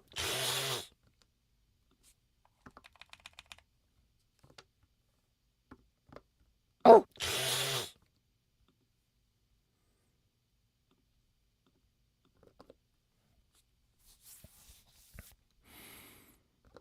The goblin seethed as it sent its claws... The goblin seethed as it sent its claws toward Alistair's face. Its attack connected, Alistair seeing red as pain flashed across his shoulder. As soon as Alistair fell backward, he was overcome with a sense of power that he was starting to recognize as the assassin's presence. Ghost rolled to the side and was up on his feet just in time to meet the other goblin, which swung a wooden club at him. Ghost jumped back and sprang forward, tackling the nekkogoblin. He got on top of the creature, grabbed its shoulders, and gave it a headbutt that caused the nekkogoblin's eyes to roll back. Ghost punched it in the throat. He got to his feet and turned to the final nekkogoblin, who was hunched over, preparing to pounce. It leapt for Ghost.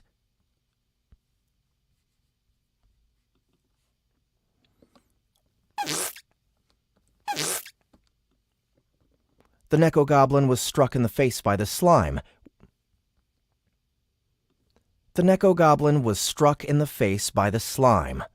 Which wrapped itself around the creature's head as it hit the ground.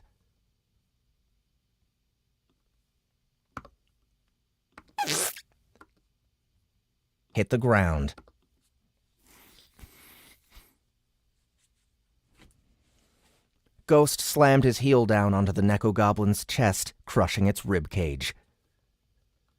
Are you all right?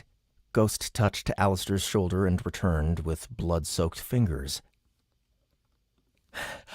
I don't know. There's no pain right now. Because I'm in control. I think, yeah. At least you turned at the last moment, so it got your shoulder instead of your face. Smart. Anyway, handle the slime. Do what? Alistair felt a sudden flash of pain return to him.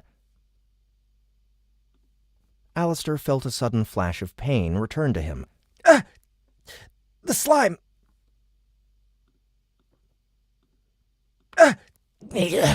The slime. It's a summon. Capture it.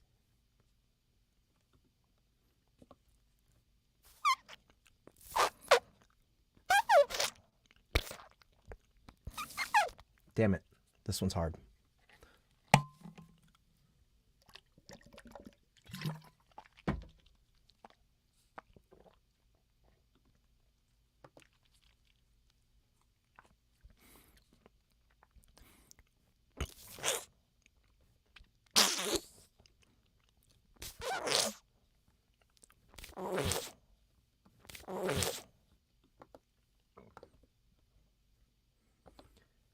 Capture the slime? Alistair turned to the slime, which now sat next to the dead nekkogoblin, trembling.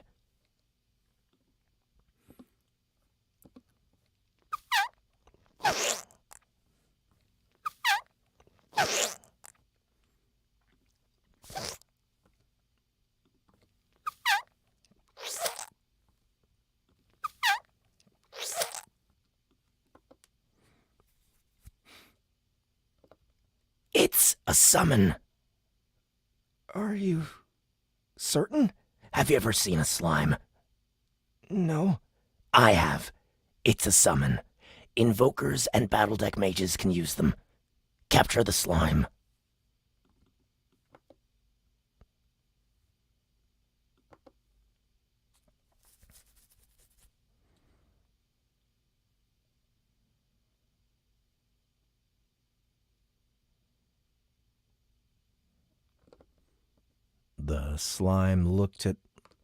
The slime looked like Alistair could just pick it up if he wanted, but he wasn't certain. And even if he captured it, how would he turn it into a resonant card? Could he just grab it and take it to a sanctuary zone? Maybe that would work. The slime squinted at him.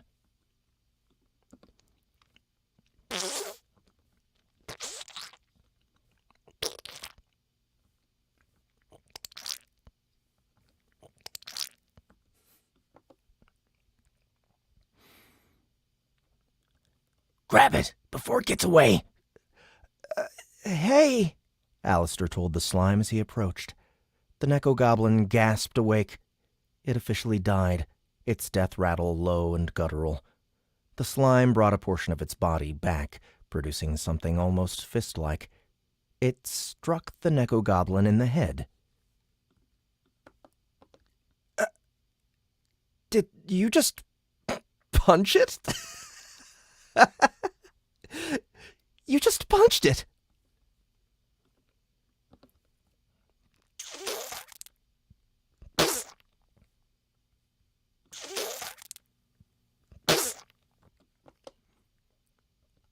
I don't think it's ever seen a human before. I'm sure it has. Grab the slime and let's see what happens. If it tries to suffocate you, I'll deal with it. Alistair gulped. He smiled at the slime and took a step closer to it. I'm not going to hurt you, he said, as he crouched in front of the creature. Slowly as ever, Alistair reached his hand out to the Alistair reached his hand out to the slime, its black eyes growing wider. The slime shifted forward in the way of a dog. The slime shifted forward in the way a dog would sniff someone's hand. Come on. Grab it.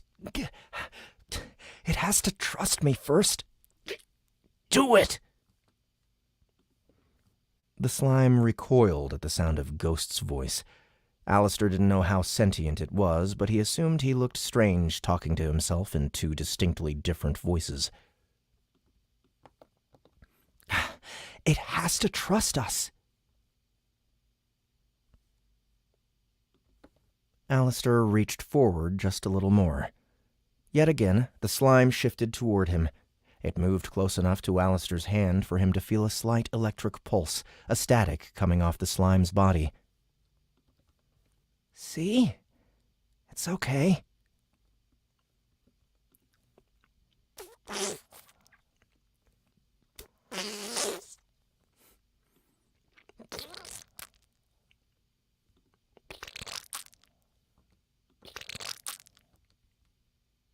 There we go.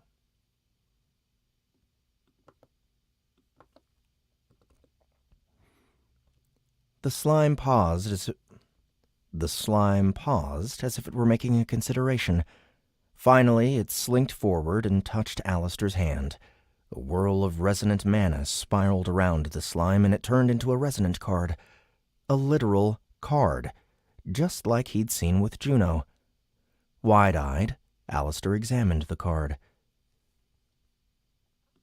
Protogel slime. Resonant card.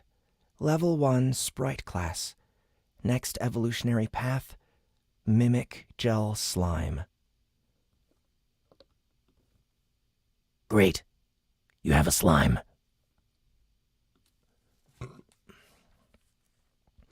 Alistair ignored Ghost and did exactly what he'd seen Juno do.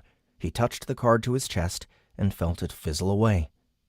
It tingled, but only slightly. What now? Look. Alistair raised his hand to his face just as his fingers started to fade. It's working. What's happening to us? Alistair didn't answer. He was too overcome with joy. He'd done it. He captured his first summon. Nice. All right, cool. Yeah, you guys like the slime character?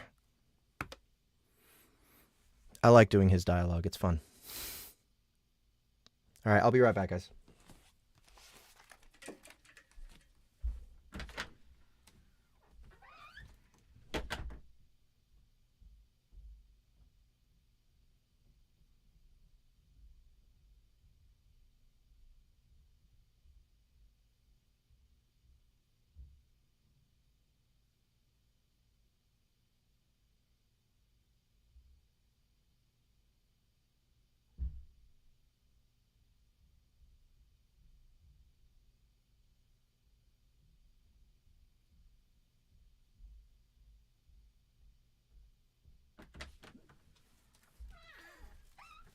So, I had to order some food and coffee because I had my water shut off yesterday because I was negligent about the bill.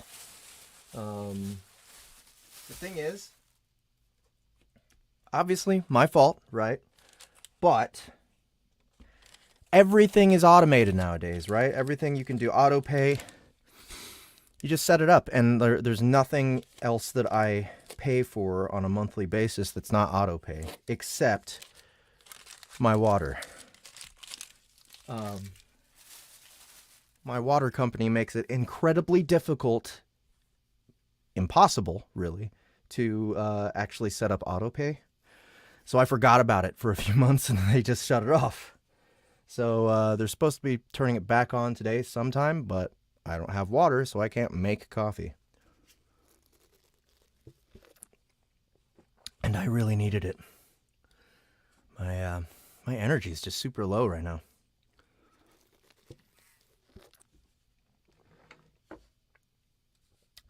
That's nice. That's actually quite nice coffee. I'm just take a bite of my burrito real quick.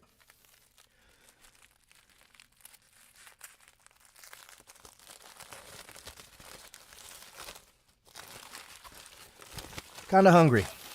Just a little bit. But I shouldn't eat very much because it'll fuck up my narration.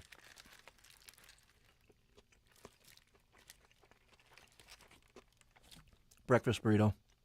Morning, Alex. Thanks for coming.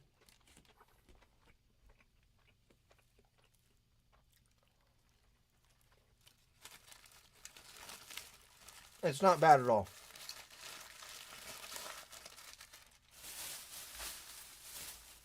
I'll get to eat it soon.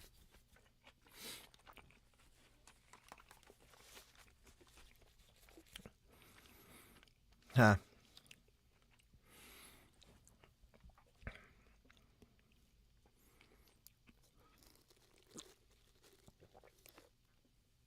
Just want to thank everybody again for coming and hanging out.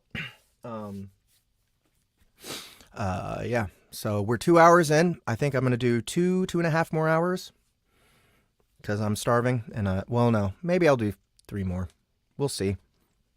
But yeah, I am narrating Reborn Assassin Battledeck Academy by Harmon Cooper.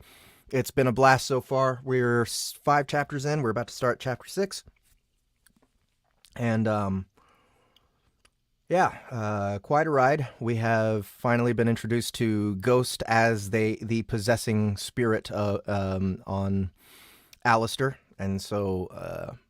You know, figuring out how to make that voice work. I feel like I got it.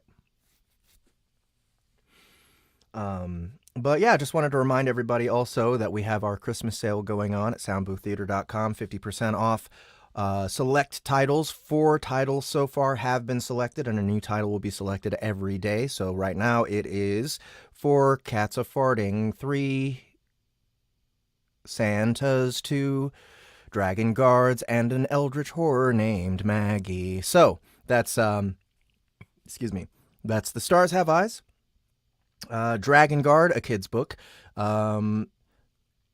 Kringle Down, not a kid's book, and Accidental Minecraft Family, kid's book. And if you guys didn't know, we just introduced parental controls on our app. So all of those are 50% off, and watch out on our website to find out what is next to go on sale for 50% off.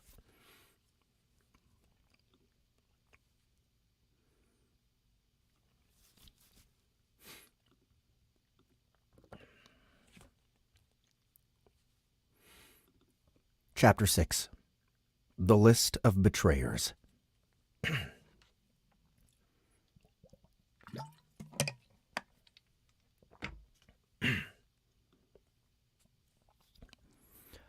Alistair's body took shape inside a large room with wooden floors. There was a table in the center where he found an upperclassman snoring with his head in his arms. Thanks for coming, Sarah. Have a good one. That was... Alistair smoothed his hands over the front of his clothing as his voice woke the sleeping student. Sorry.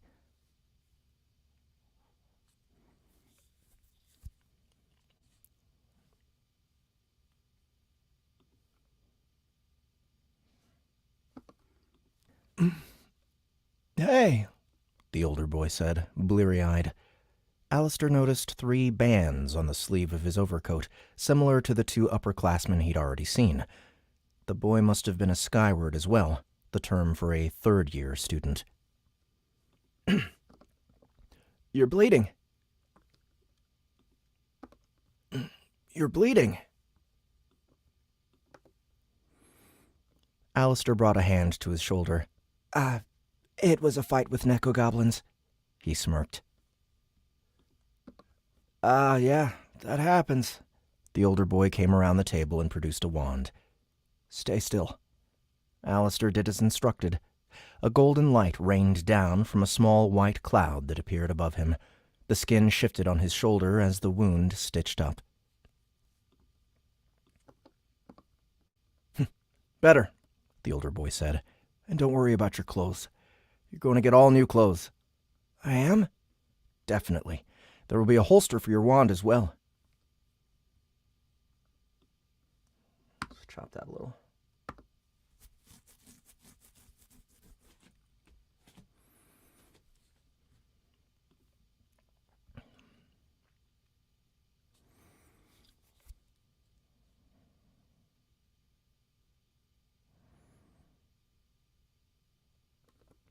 He swept his overcoat to the side and showed Alistair his wand holster. They come in handy. I don't have it. You lost it? Something like that. But how did you catch your summon? I befriended it. You befriended it. What did you capture exactly? A protogel slime? Huh. The older boy shrugged. Always something. Anyway, what's your name? I'll check if you have a room assignment or not. Alistair Blackstar, I believe... Alistair Blackstar. The older boy returned to the table. He ran his finger down a piece of parchment.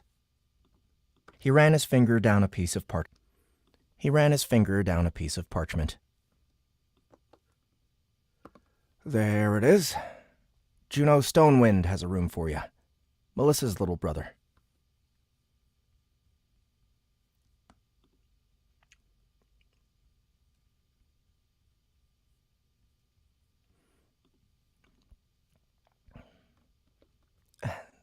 That's him.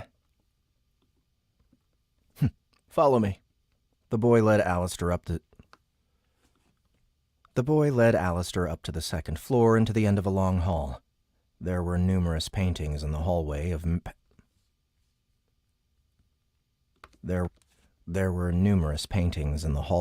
past mages. Alistair got the sense they were watching him as he passed by, but he couldn't be sure. Here you are. The upperclassman said once they reached the end of the hallway. And your key. He produced a key from an inside pocket, tested it, and handed it over to Alistair. Don't lose it. They're not easy to replace. Wait, Alistair said. Alistair said as the boy turned away. Yes? I'm still not attuned. To what? Attunement? I haven't gone through any of the rituals. I couldn't use the fledgling wand. So that's what you mean when you said you befriended a slime. I thought it was some fledgling slang I'm not aware of.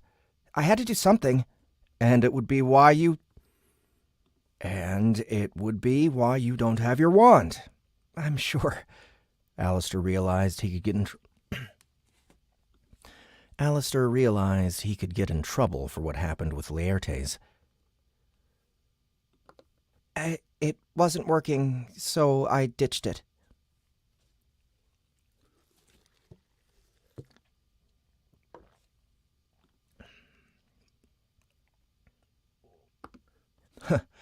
I've honestly never heard of someone catching a summon without the wand.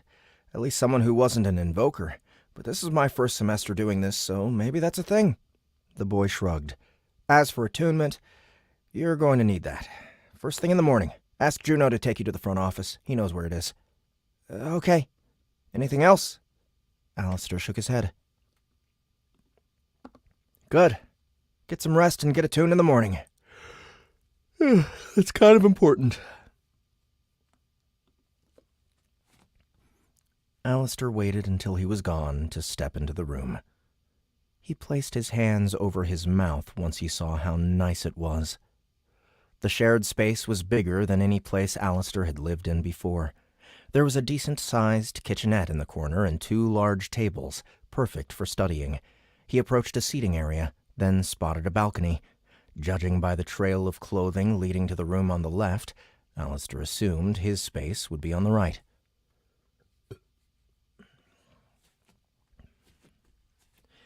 He stepped into his new room and found a bed, a dresser, closet, work table, and his own washroom.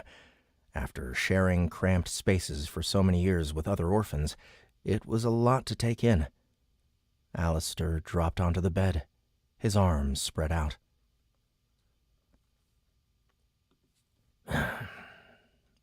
Wash your face.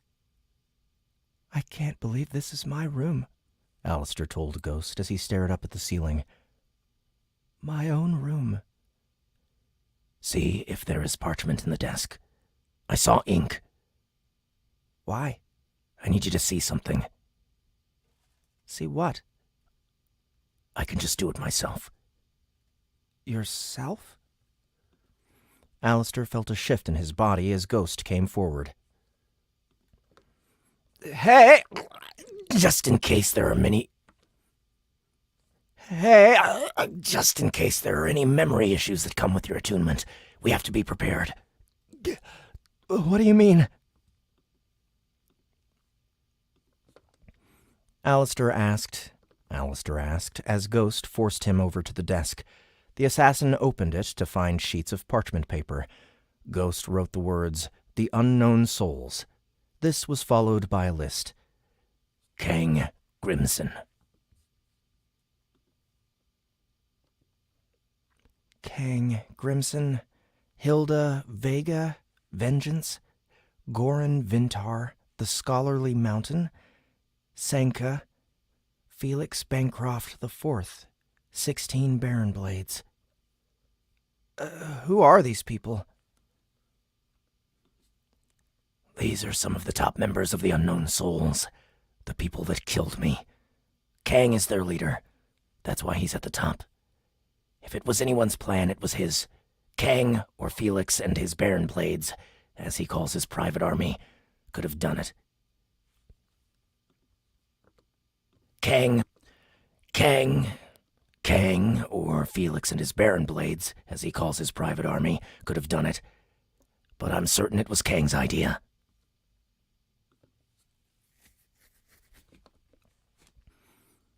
Alistair looked at the list again as Ghost relinquished control over his body.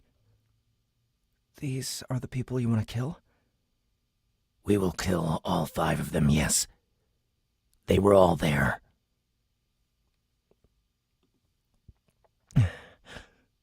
We? You need rest. We? You need rest. We need rest. And I want to try something, so don't be surprised if you see me elsewhere. What are you saying? What are you saying? Just hide this in your desk for now. I'm merely ensuring we don't forget the names with the attunement.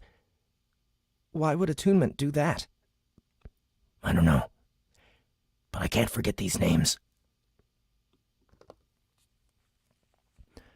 It was strange seeing someone else's handwriting, especially as it had come from his own hand.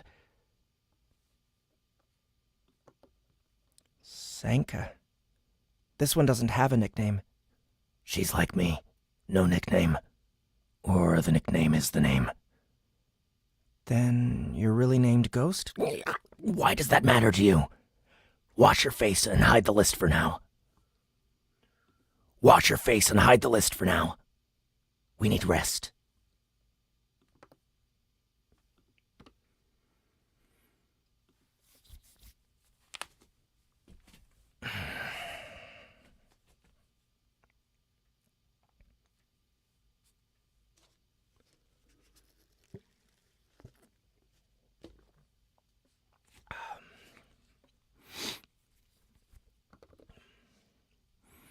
Ghost sat in front of a dark reflecting pool that floated off the ground, a vast expanse surrounding him. He figured this was somewhere in the depths of Alistair's mind, but he couldn't be certain. He could see and hear everything by looking at the water. If he wanted to take control of Alistair's body, all he had to do was force himself in. This was what he did in his initial test, the first time Alistair fought the nekkogoblins. Ghost had made the split-second decision to jump into the water, and in doing so, he'd taken Alistair's body. To speak through Alistair, he merely needed to touch the water. To return, he simply willed himself away. Now, he wondered if he could do the reverse.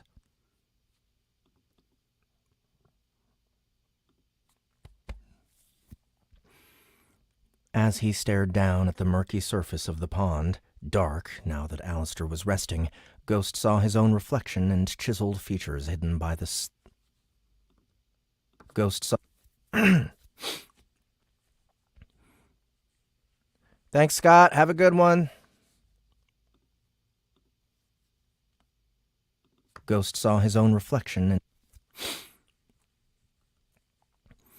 Ghost saw his own reflection and chiseled features hidden by the thick scarf he wore over the lower half. Ghost saw his own reflection and chiseled features hidden by the thick scarf he wore over the lower half of his face, his long, dark hair flowing beyond. He now had glowing yellow eyes, a change from the way they looked before his brutal murder.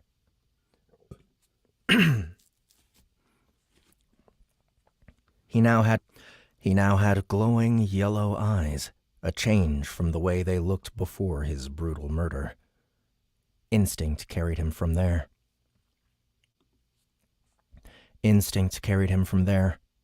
Ghost reached his arms into the water. He latched on to what he knew were Alistair's shoulders. He pulled his arms back, Alistair in such a deep sleep that he didn't realize what was happening. Wake up, Ghost said after he pulled Alistair into the shore. Ghost said after he pulled Alistair onto the shore of Alistair's own mind. The boy remained sleeping as the dark water drained off his face. He was dry within seconds, Alistair in the same dark clothing he'd worn back in the forest. Ghost slapped his cheek a few times. Nothing. He turned back to the water. Ghost waded in and was sucked under. He blinked and was suddenly in Alistair's bed, inhabiting the boy's body once more. Ghost said after he pulled Alistair onto the shore of Alistair. He remained sleeping as the dark water drained off his face. Alistair. The boy didn't respond. Ghost relinquished control and reappeared on the shoreline, completely dry. Once he was ready, Ghost pushed Alistair back into the water, the boy instantly disappearing. Ghost paced as he considered what happened. It appeared that Alistair could come here when he was unconscious, but he couldn't wake up. It appeared that Alistair could come here when he was unconscious, but he couldn't wake up. Ghost would have to try again when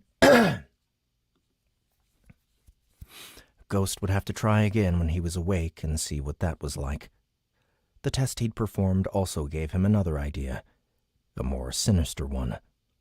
If Alistair ultimately didn't agree to help Ghost kill the betrayers, there was now a way for him to do it without the boy, a way for Ghost to have complete control.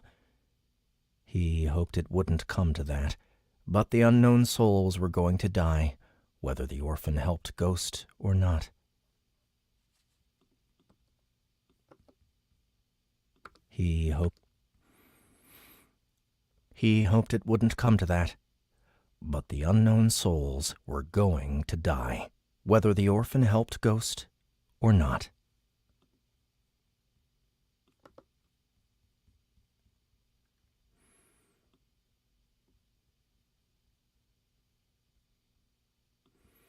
New chapter.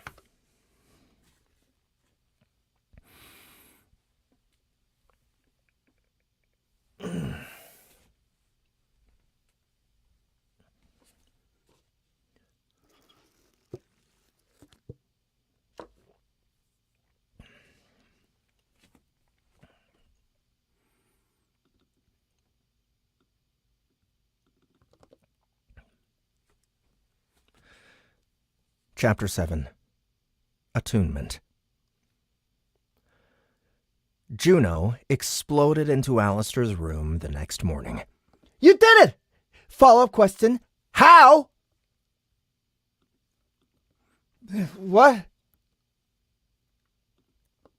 Alistair asked as he took in the frizzy-haired boy, who was all smiles and frantic energy.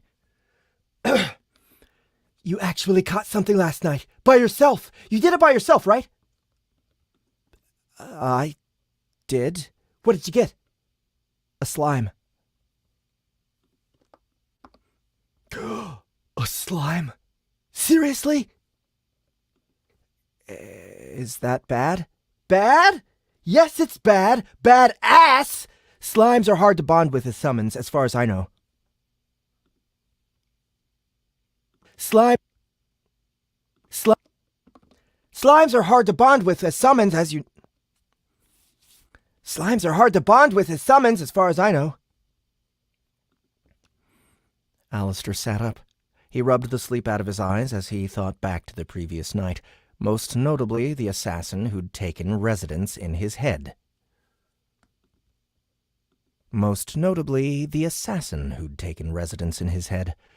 There was so much he could tell Juno, but he decided at that moment not to do so. He did, however, cover his tracks. Well, I'm here, and I have a slime. Also, there's something else I want to let you know. Yeah? I talk to myself sometimes. So, if you ever hear me, talking to myself in here, it's just me being weird, I guess. Juno shrugged off his statement. We all have weird things we do. We all have weird things that we do. Sometimes I sleepwalk. If you ever catch me wandering around like a zombie in the middle of the night, you know why. Good to know, but I usually can't go through doors. Also good to know. Have you hurt yourself? Only once. I usually just wander a bit and return to bed. Okay, breakfast. Let's see who got their summon the first night. Then we will get you attuned, and you should be able to access the slime. Wait, how did you catch a slime without being attuned? Alistair shrugged. I just did. How, though? I found some nekkogoblins bullying a slime. Alistair said, skipping past his encounter with Ghost and Laertes. I helped it. I found some nekkogoblins bullying a slime. I helped it.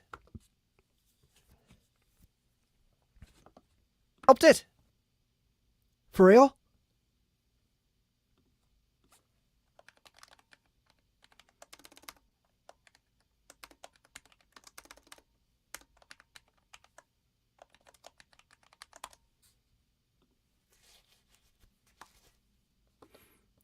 For real? I've got to hear more about that. Another rule you should know. No using your summons in public places at the academy. What do you mean? You really don't know how any of this works, do you? Alistair shook his head. It makes sense, though. I'm sure you'll be up to speed a week from now. Actually, maybe... Juno stroked his chin. Yeah, that will work. You don't even know how to call your summon, so you're good there. What else should you know? There are 3 types of cards, and I'm sure you'll get more of an explanation about this later. Attribute cards increase your attributes, easy enough. Imprint cards give you additional powers, and most importantly, wand-bound spells. Holy shit, we need those. Resonant cards are summons that you have bonded with, which you will later be part of your Holy shit, we need those. Holy shit, we need those. Resonant cards are summons that you have bonded with, which you will later Holy shit, we need those. Resonant cards are summons that you have bonded with, which will later be part of your battle deck. Battledeck mage. Get it? There's one more thing, though. There's one more thing, now that I think about it. My sister was talking about it over the summer. What's your sister look like? Me, but with long curly hair. People think we're twins. We are not. Like me, but with long curly hair. People think we're twins. We are not. She is way uglier than me. Don't tell her I said that.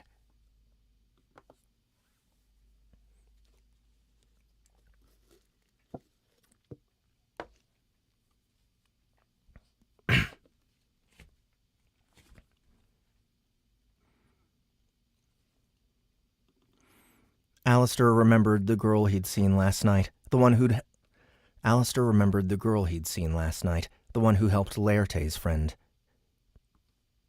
Alistair remembered the girl he'd seen last night, the one who helped Laertes' friend.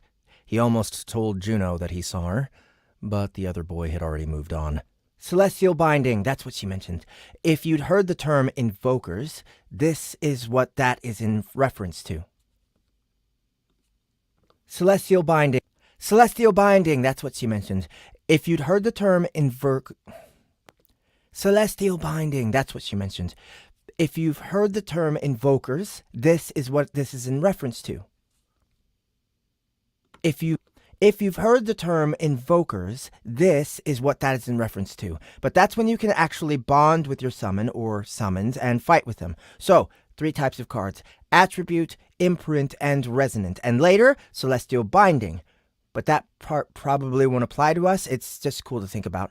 But before you whip out your slime, let's get you attuned. And before we do that, breakfast. You're hungry, right? Alistair's mouth watered. I'm starving. Good. You should have your wardrobe by the time we get back. They'll give us clothes? Alistair faintly remembered the boy at the desk mentioning this last night.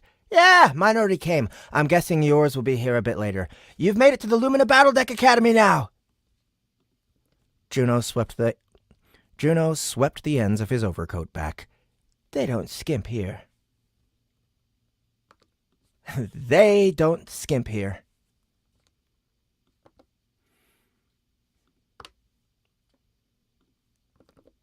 The Lumina Battledeck Academy's dining hall was just about the largest room Alistair had seen yet, with seating for hundreds. There were dozens of students there, but Alistair didn't recognize any of them from last night's trial. Then again, it happened so quickly that he hadn't had much time to meet other students. The breakfast that followed featured an assortment of pastries and a station where Alistair was able to select the meats, vegetables, and even cheese. I think I stumbled just a little bit there. The breakfast that followed featured an assortment of pastries and a station where Alistair was able to select the meats, vegetables, and even cheeses he wanted cooked with his eggs. It was a lot to take in. It was equally difficult not to get greedy, especially with the meals he was accustomed to eating at the orphanage. "What are you doing?" Juno asked toward the end of breakfast, once Alistair started placing half-eaten pastries from both of their plates into one of the napkins. "For later." Juno gave him a funny look. "For later?" "For later." "But there will be lunch." "We can't waste it." "Lunch." "We can't waste it." "You're going to carry around a napkin with pastries all day?" "Can't we go back to the room?" "We're already halfway to Beacon Row. That's where the professors have their offices and homes. Humboldt will be there. I'd go to the main administration office first, but they'll probably just send us over there. When in doubt, skip the middleman. I heard my dad say something like that. Anyway, since Humboldt is running the trials, they'd likely tell us to go to him." Juno leaned back, placed his hands on his stomach, and burped.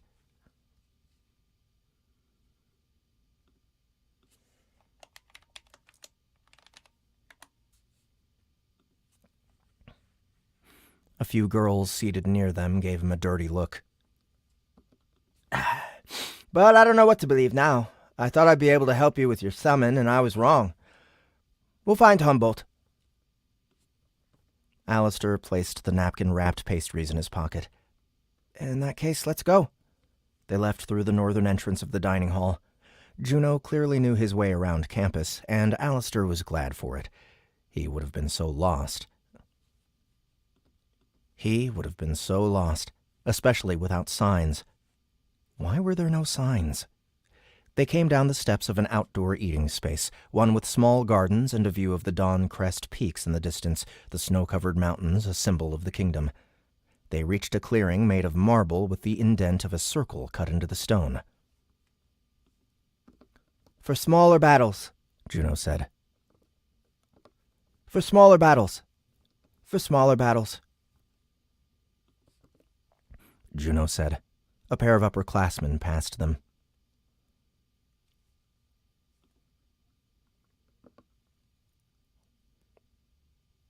"Hey! Hey, you're Melissa's brother, right?" one of the boys asked, doubling back. "Yeah?" "Yeah?" Juno asked, puffing his chest up. The upperclassman laughed and moved on.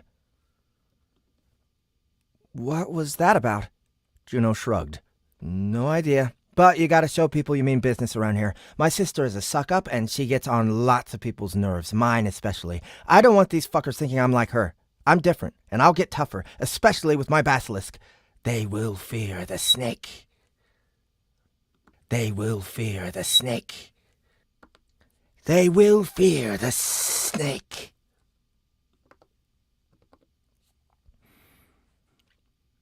Alistair bit his lip.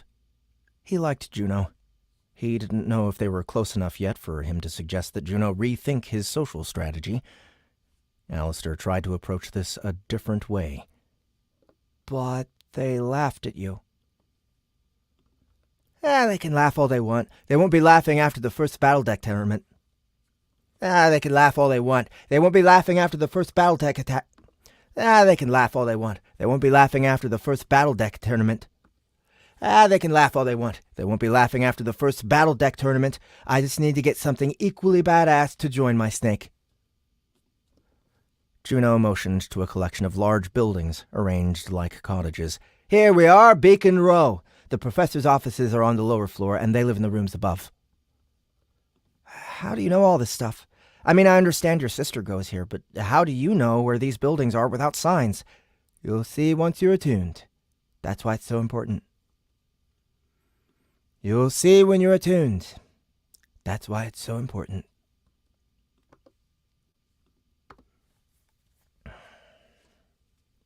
Guys, I'm having such a blast narrating this book.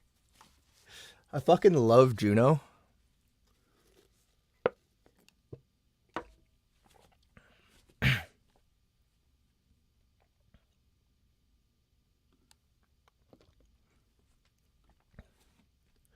They reached Professor Humboldt's office and found the door open. Alistair and Juno let themselves into a spacious waiting room and were just turning to each other when a mist lifted from the wooden floor. Alistair jumped back just as soon as he saw her. The woman's form was rendered in a transparent shade of pure white, giving her an almost ghostly presence.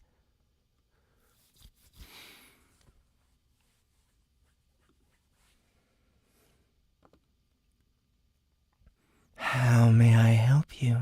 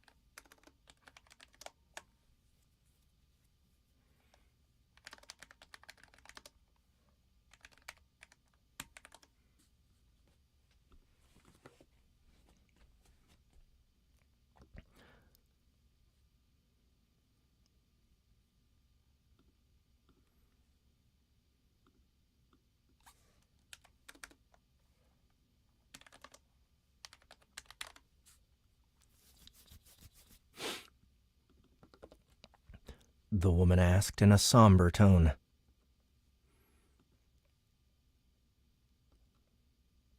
Whoa! Humboldt has a ghost summon? She didn't answer Juno's question. How may I help you?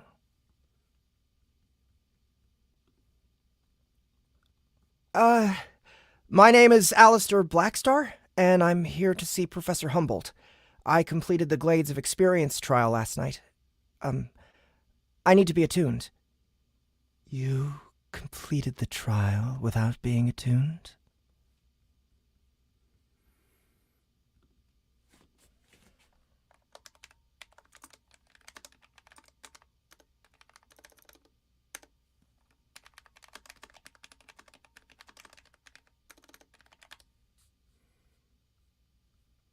The trial without being attuned?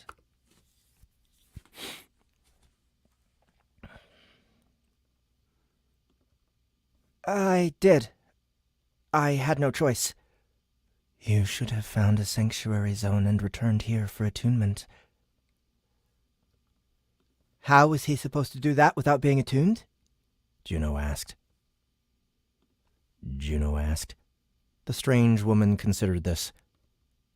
Wait right here. She lowered back into the floor and was gone. Remember, Juno told Alistair under his breath, don't let anybody give you shit. Right. The two boys stood there for 10 minutes. Juno eventually grew bored and flopped down into a chair. Alistair remained standing. He thought about the assassin who'd taken residence in his head. Was Ghost seeing all this? And for that matter, had what happened to him last night even been real? Maybe he somehow hallucinated the assassin. Alistair clenched his fist at his side. He should have checked the drawer in his bedroom for Ghost's hit list, but he'd been too distracted by Juno. The door to Humboldt's office swung open.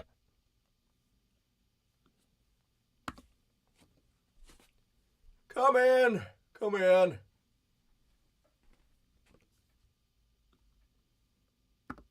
Swung open. Come in.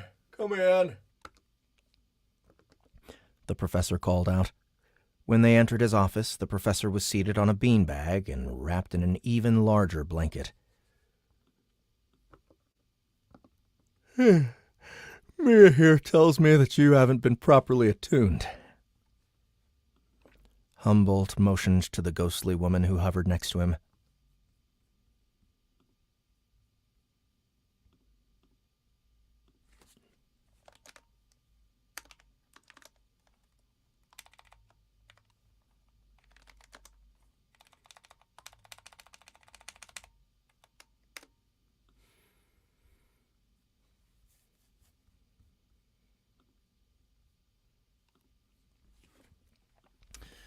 Do we have any character direction for me?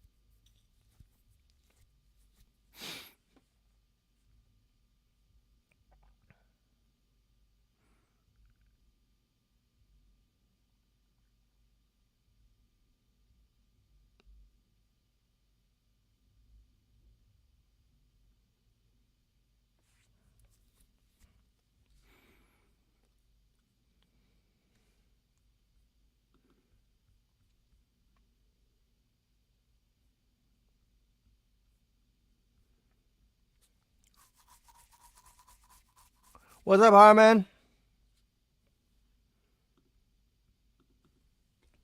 Hey, I was just wondering something, Harmon. What do you think if we just add like a cool ambience for whenever they're inside Alistair's head?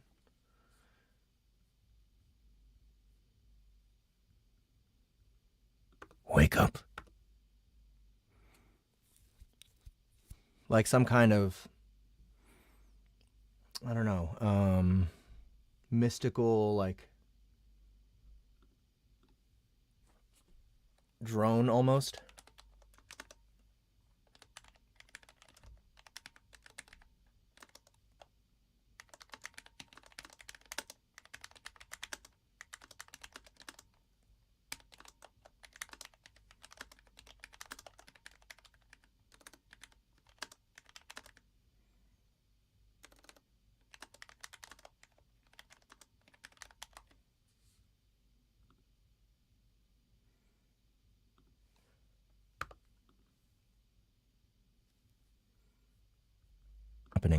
Face.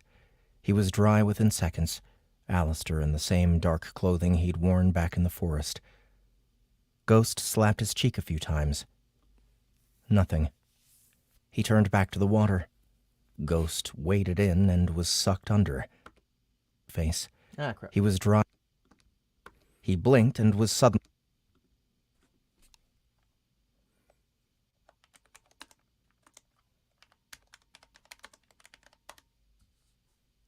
inhabiting the boy's body.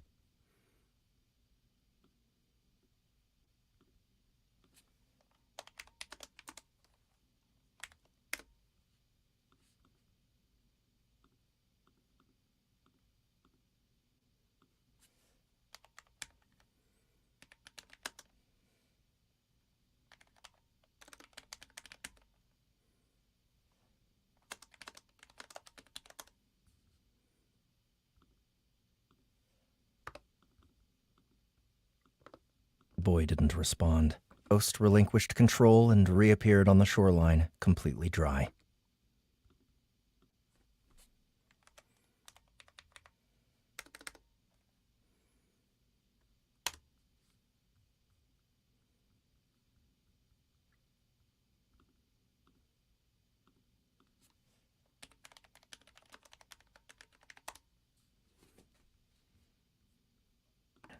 Humboldt to him.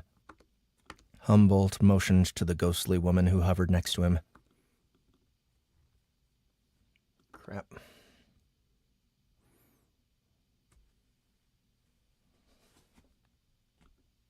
Humboldt motioned to the ghostly woman who hovered next to him.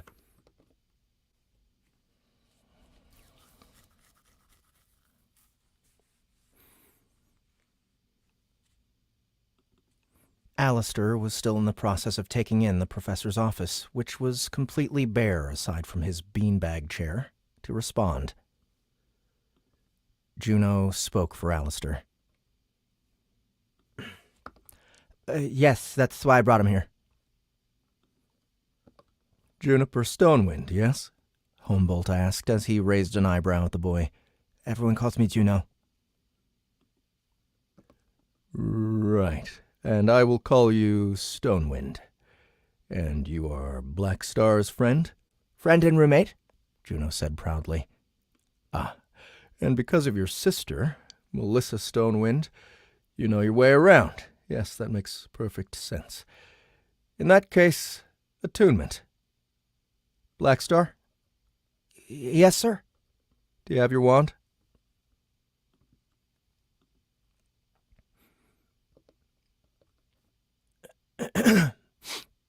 No. And why not? I lost it. Humboldt scrutinized him. How exactly did you catch a summon in the first place? Did Stonewind here help you? I was going to. I asked Blackstar, not you. I got lucky. Humboldt sat up a little, the professor clearly surprised at Alistair's answer. You got lucky? Catching a slime is more than mere luck. You know what I caught? Of course I do. You've caught a protogel slime, and Stonewind has a rokurukubi.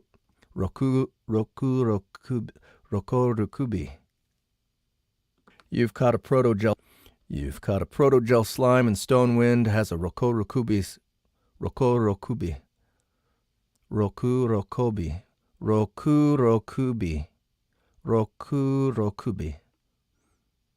Yes. Carl is playing as Professor Humboldt. You've caught a protogel slime, and Stonewind has a rokurukubi basilisk. You've caught a protogel slime, and Stonewind has a rokurukubi basilisk. Rokurukubi basilisk. Rokurukubi basilisk. Rokurukubi basilisk. You've caught a protogel slime, and Stonewind has a rokurukubi. Fuck it. Fucking fuck. Rokurukubi. Rokurukubi. Rokurukubi. Rokurukubi basilisk. You've caught a protogel slime, and Stonewind has a rokurukubi basilisk. How did you do it then?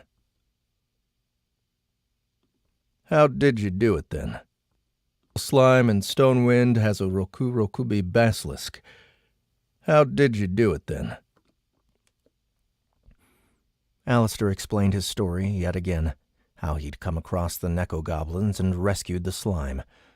Just as before, he didn't mention Ghost or his encounter with Laertes. Just as before, he didn't mention Ghost or his encounter with Laertes. The slime bonded with you by choice, did it? Fascinating. Truly fascinating. Alistair would have taken Humboldt more seriously if he wasn't seated in a beanbag chair, wrapped tightly in a blanket. There was something comical about it, yet the look on Humboldt's face was dead serious as he spoke again. Usually, only invokers can do something like that. Congratulations, Blackstar. You, a student hailing from our first set of orphans, have accomplished what some spend years learning to do. And even then, the summon must have a desire to bond. I'd say let's bring the slime out now, but that can wait. There are more important things at hand. The reason I asked if you had your wand is because the fledgling wand can be used for attunement. Since you don't have it, I'll have to grab one of my spares. A small portal appeared in front of Humboldt, one rimmed in black mana. He stuck his hand in and returned with a black wand. This one should do. You can purchase a new wand at the Academy store, the Mystic Mercantile. But I'm going to guess you don't have a lot of disposable income at the moment. I don't have any money at all. Yes, as suspected. In that case, you can have this one. Humboldt looked the black wand over. It's an old wand that I was once fond of, but I have a better one now made of starbark. This one will do nicely as a fledgling wand. Now, hold still. And I do apologize for not checking if everyone was attuned back at the forest. I knew there was something I missed. They gave me a list, but I lost it. He motioned to his office space as if it were cluttered. Ready? I am. Humboldt shifted his head to Juno. Has your status stone been delivered?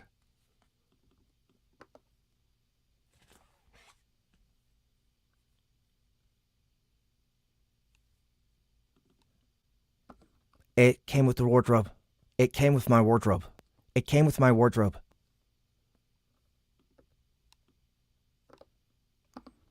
Great. Then yours will soon be delivered as well. What's that exactly? The status stone will allow you to view your attributes. Once you reach your 2nd year and become a mageling, you will be able to access your status naturally after your 2nd attunement. We've found that fledglings concentrate better if they don't have constant access to the slight modifications they can expect as they collect cards and train their summons. Not having access to it readily allows you to rely on your intuition, and it might even save your life. How would it save someone's life? How would it save someone's life? Juno asked. We had a death a few years ago from a student who checked their status in the middle of a capture. The summon killed them. The student would have likely avoided death if they weren't so busy scrolling through their attributes and skills. Anyway, you two are taking up far too much of my time, considering class won't start until after tomorrow's trial. Black Star, come forward.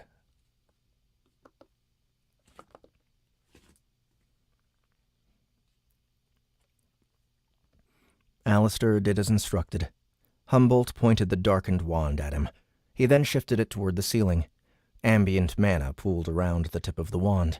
A humming reached Alistair's ears, followed by a gentle pull at his chest. Words sounded off in Alistair's head, the text hovering before him and read in a monotone voice.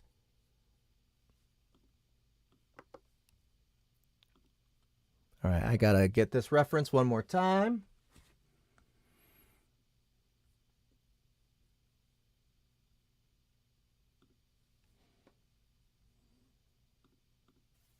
Nothing good ever came from starting a conversation in a gas station bathroom. It broke at least 3 unspoken rules, but not acting would have broken a bigger, more personal one. Chance stepped over a puddle of liquid on the old tiles that could have been either beer or piss. Judging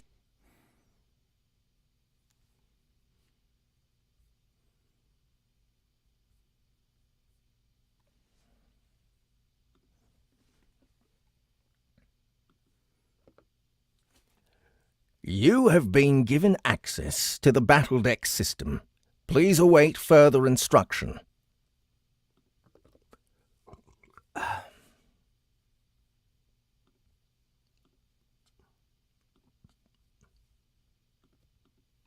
You have been given access to the Battledeck system. Please await further instruction.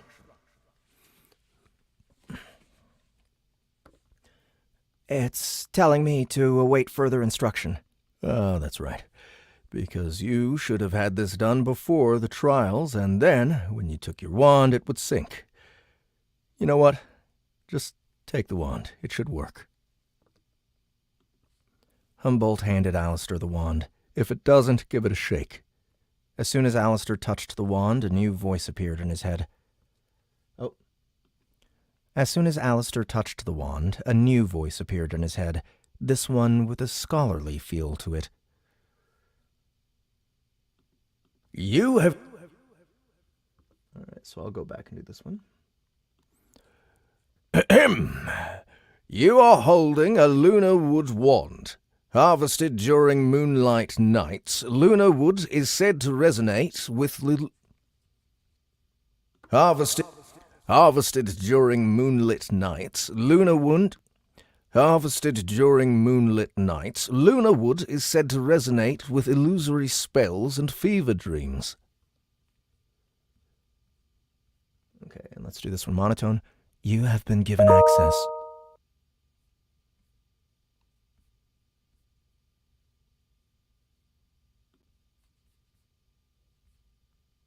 You have been given access to the Battledeck system.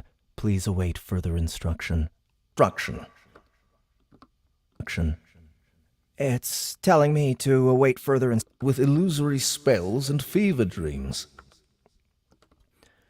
This was followed by the text Alistair should have received back in the forest. This was followed by the text Alistair should have received back in the forest.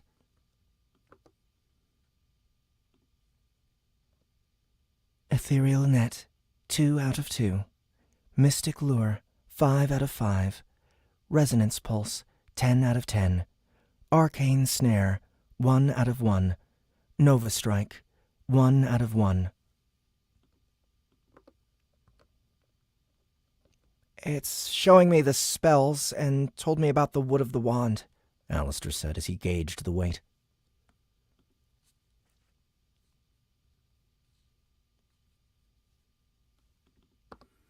Yes, and that is not an it.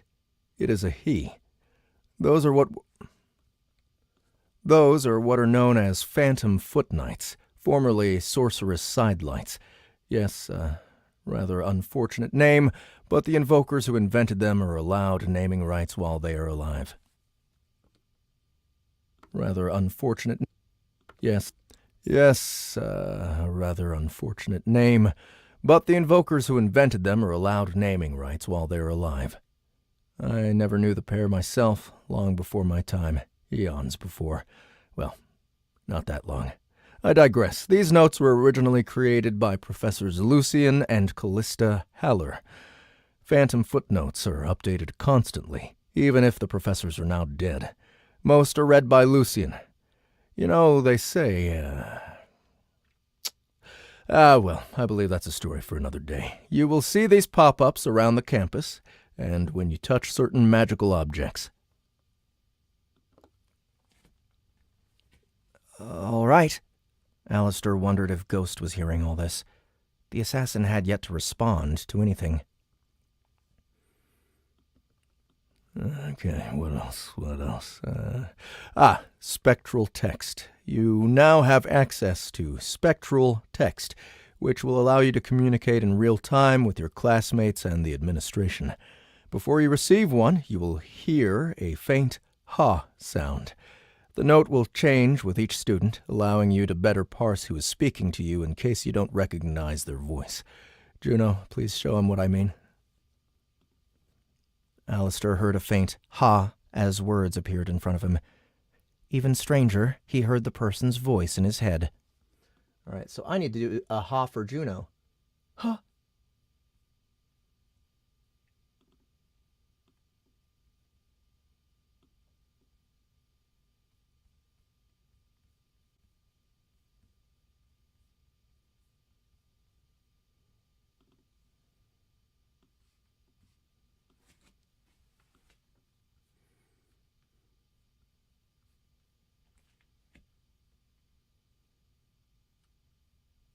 All right.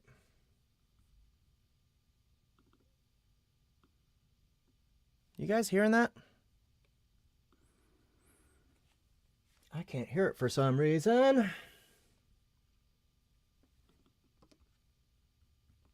As words appeared in front of him. Oh, that's why. Derp. Huh.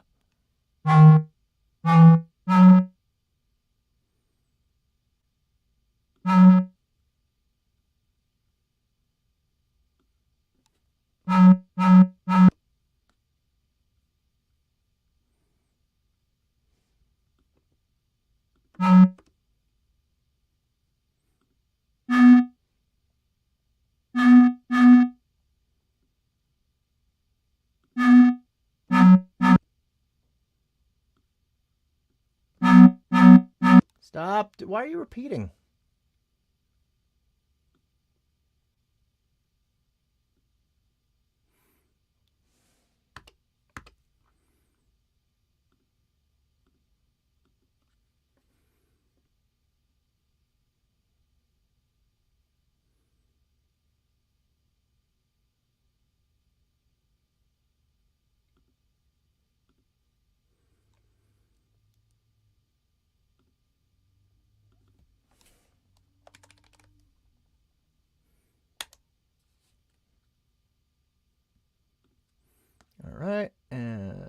let's put this in here. Huh.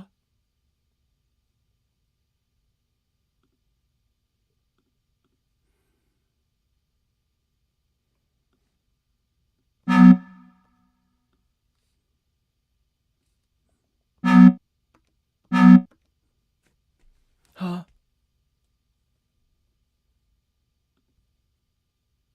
Huh.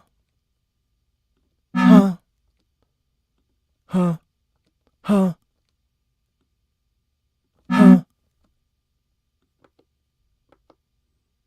Huh. Huh.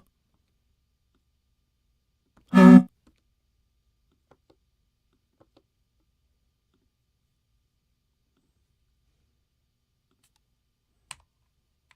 Huh.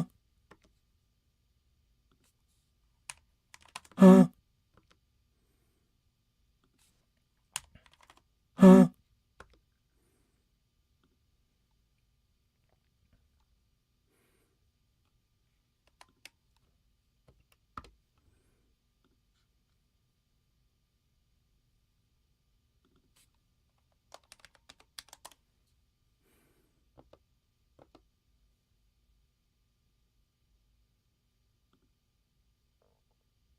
Huh.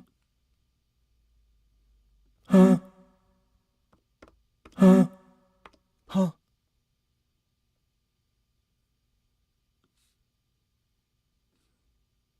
Sorry. Not quite where I want it. Huh. Huh. Huh. Huh.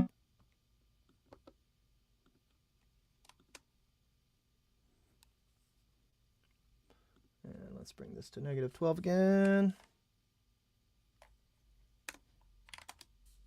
Huh. Huh. Huh. Huh. Huh. Huh. Huh.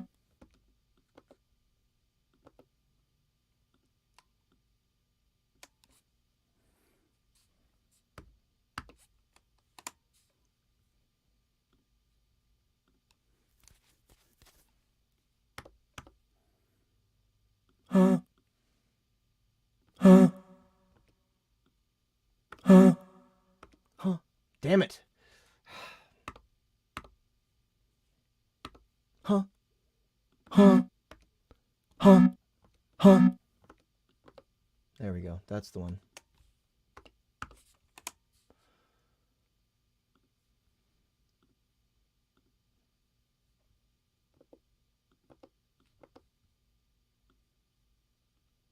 Huh? No, I know I just replaced that. Huh? Huh? Huh?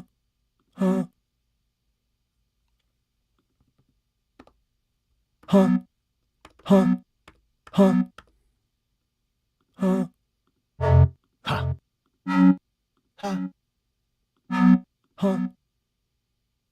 Ha! Huh? Ha! Huh? Huh? Huh? Huh? Okay, it just needed to update, I guess. Huh?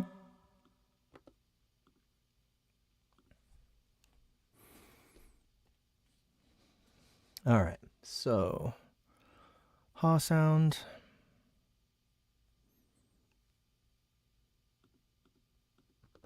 Juno. Head. Huh? Juno. Person's voice in his head. Huh? Juno. Huh? Juno. Are we really getting a lecture today?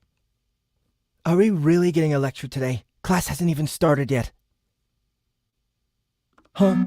Juno. Are we... Juno.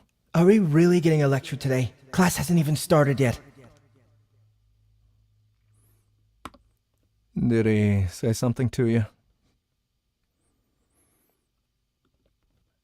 He did. And now you can respond, and now you can respond through thought. Think the person's name before you send them a message. And be extra careful here, especially with potential love interests. Humboldt grew flustered. And be extra...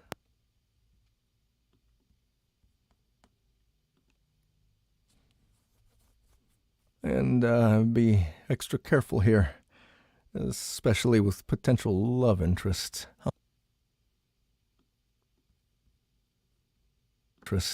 Humboldt grew flustered.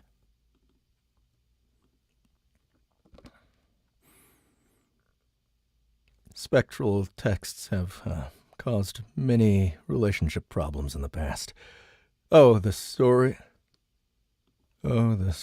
these hallowed walls could tell. Anyway, try it.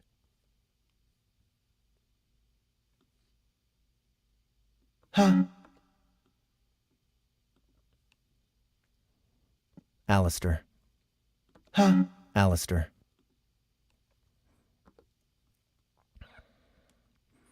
Are you getting this?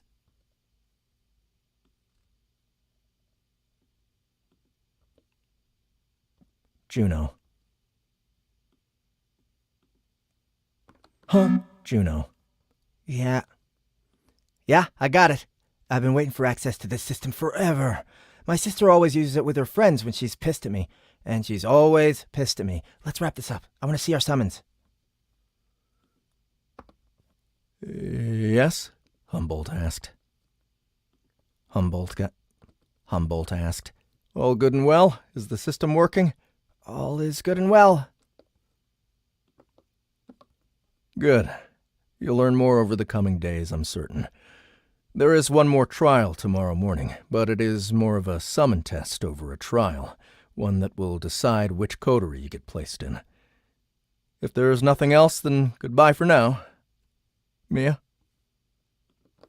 Mia rose a few feet off the ground and motioned for the two students to follow her out. As soon as they were outside of the offices, Juno turned to Alistair. Pretty cool, right?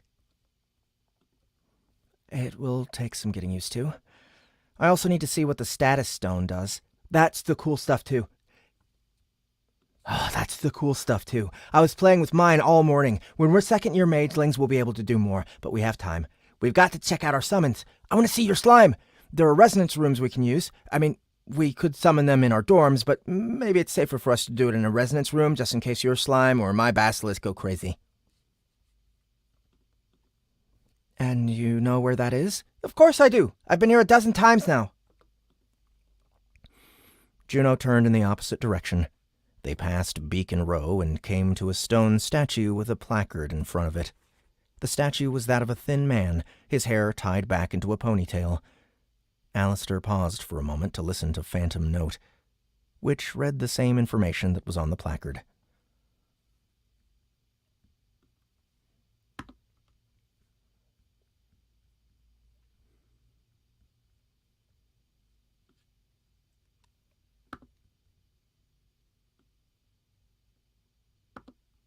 Huh? Are you getting this? Huh? Yeah, I got it. I've been waiting for access to this system forever. My sister always uses it with her friends when she's pissed at me. And she's always pissed at me. Let's wrap... I don't think I even need the names here, the name labels. Or the labels. Huh? Are we really getting a lecture today? Class hasn't even started yet. Did he say something to you? Yet. Did he say something to you? He did. And now you can respond through thought. Think the person's name before... Anyway, try it. Huh? Are you getting this? Huh? Yeah, I got... Give us more space. Getting this? Huh? Yeah, I got it. I've been waiting for access to this system forever. My sister always uses it with her friends when she's pissed at me. And she's always pissed at me. Let's wrap this up. That was on the placard. This statue is in memory of Professor Elias Dreadwell, whose limitless curiosity pushed the boundaries of resonant manner. May we always strive to reach for the stars like he did.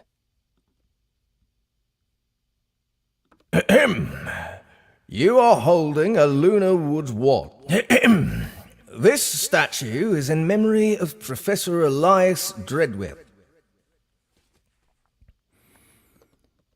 Alistair felt a change in him as Ghost took over. Elias Dreadwell, Ghost sneered. they have memorialized that con man.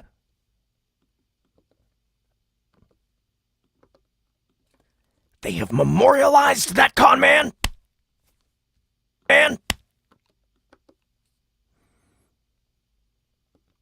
Alistair slapped his hands over his mouth. Juno, who had just been stepping away, stopped dead in his tracks. He didn't turn back to Alistair. Is that the voice? The one you talked to? Sorry, Alistair said as he regained control. And yes. And yes.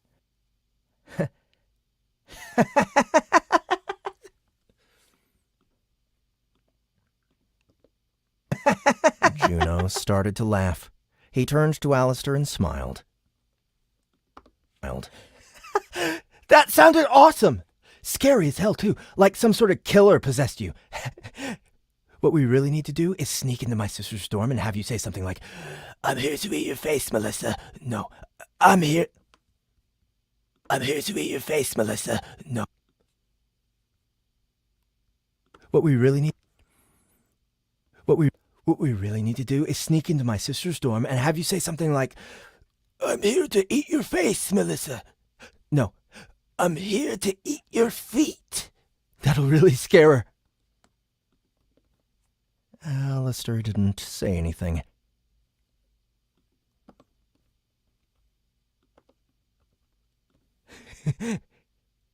That voice! Do it again!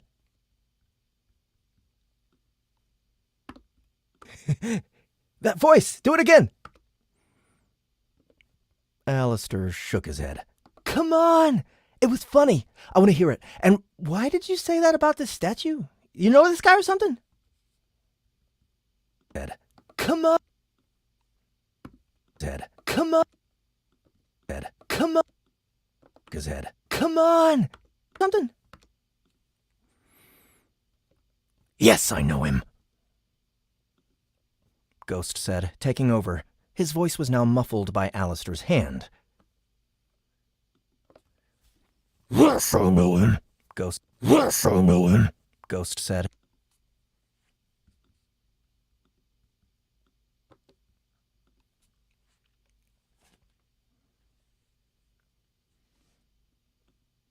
His hand.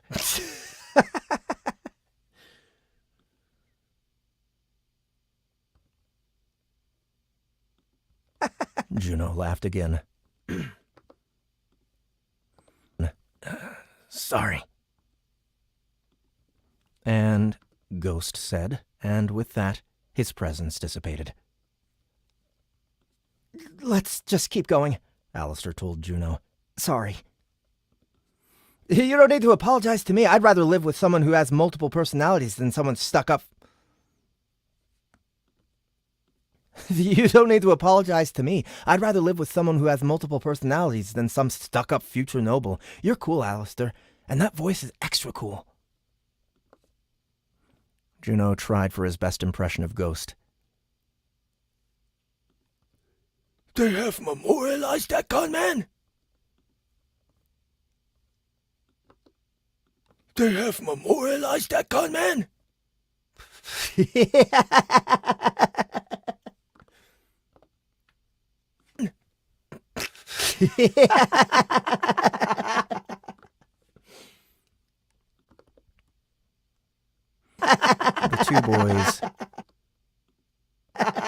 The two boys howled with laughter. I really don't know why I said that, but I will try to keep that voice down. With laughter. I really don't know why I said that, but I will try to keep that voice down. Please don't, especially when we're in class. That would be so funny. Let's go check out your slime and my snake.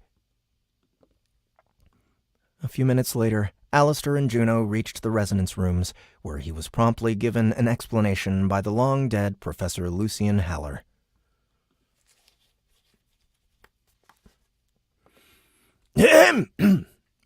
You have reached the resonance rooms. You will be able to test your powers and summons here without destroying property or killing someone. You can, however, kill yourself, or your summon can kill you, theoretically, so do be careful. Would you like to know more about the resonance rooms?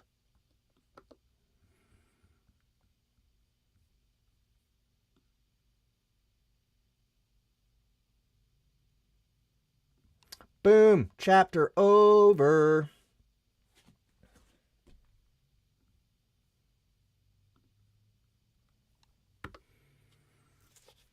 Let's see. It is 1:11. All right, I'm going to go use the bathroom. I'll be back.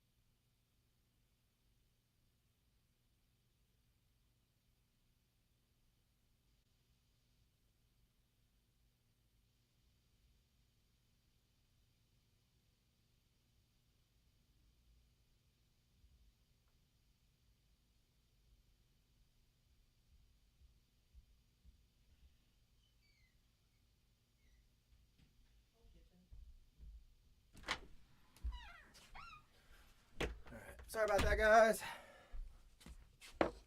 I'm back at it. How you guys doing? My water came back on, so they got to it relatively quickly. Not bad. The coffee really helped. I needed it.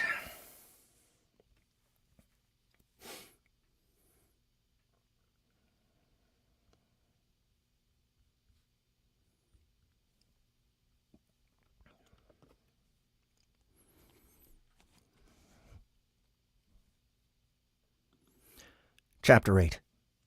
Lich Masks. The resonance rooms were housed in a large stone building with flowering shrubs out front, the place suspiciously quiet considering what the rooms were used for.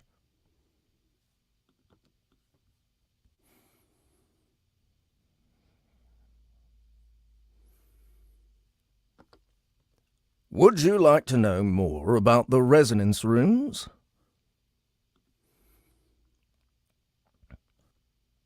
What's that look? Juno asked Alistair. That professor is asking me if I'd like to know more about the resonance rooms. Just say yes or no, or shake your head if you get questions like that. For now, I just tell the system no. He won't stop speaking unless He won't stop speaking until the explanation is finished. Juno turned to a pair of older girls who stood guard in front of the entrance.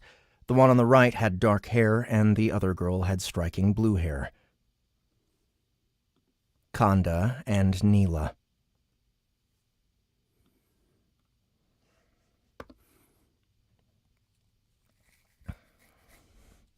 I'd recognize that face anywhere.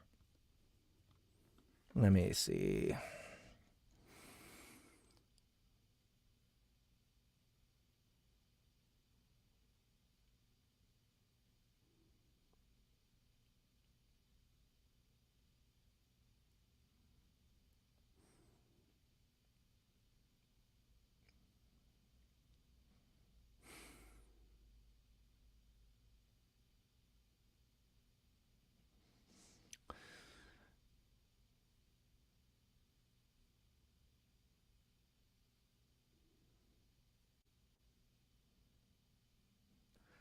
All right, Harmon's not here anymore, is he? I forgot what he said about Khanda. Here we go. Won't be heard as much, feminine but darker, mysterious note. Got it.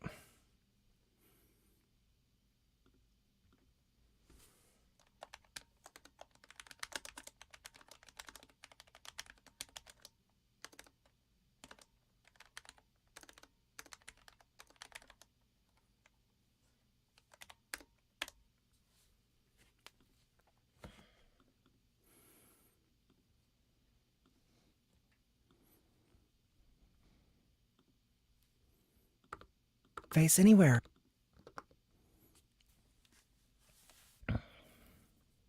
Khanda said. She was tall, her black hair tied in a bun. The girl had striking green eyes, and she wore a large scarf that was draped over her shoulders like a shawl, concealing her house brooch. She seemed kind, and her counterpart, Neela, a mousy girl with dark blue hair, did not. She seemed kind, and her counterpart, Neela, a mousy girl with dark blue hair, did not. You're Melissa's kid brother.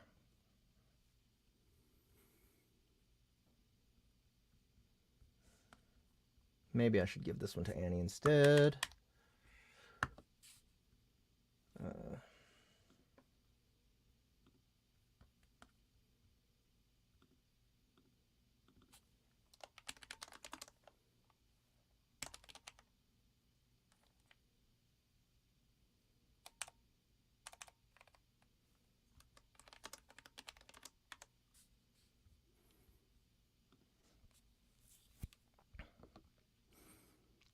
Kid brother? I'm not a kid. What's up? Where to use one of the rooms?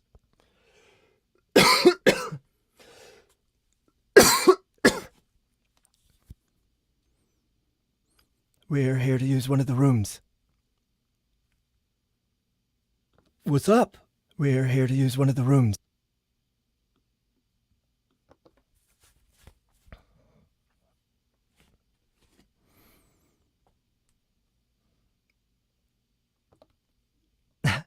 I'm sure you are.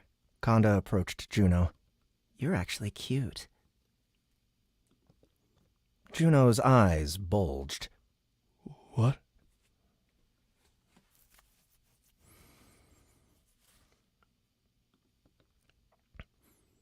Melissa said you were uglier than a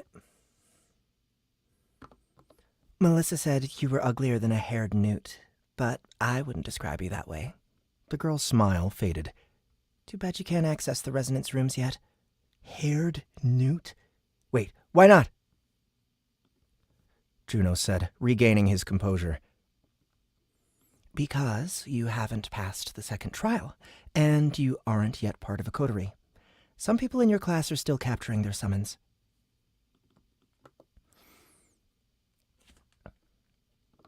So? Juno grinned at her. I'm getting a head start with my friend here. And who is your friend? Conda asked. He's Alistair Blackstar, proud fledgling with a slime summon. Ew. A slime? Ew. A slime? Really, Juno?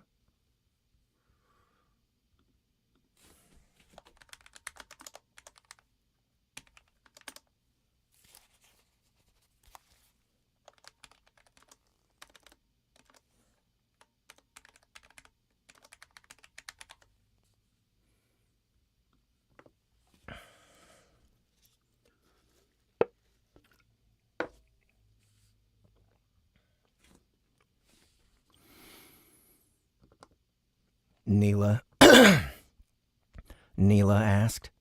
The dark-haired girl stepped just a little too close to Alistair, and he sent Juno a spectral text.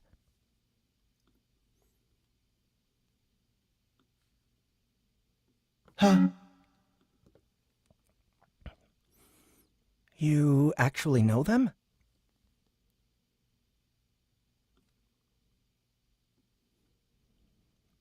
Huh? Sure do. The one right in front of you is Conda. The one over there is my sister's girlfriend, Neela.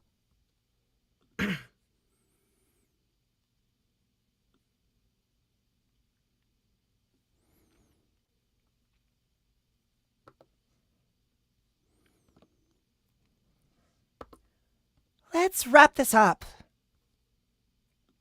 Neela told her counterpart. They're supposed to be in their dorms.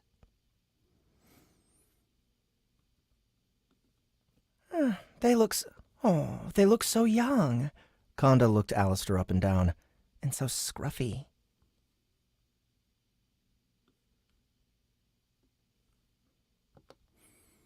Huh? Where'd he go? Huh? Scruffy?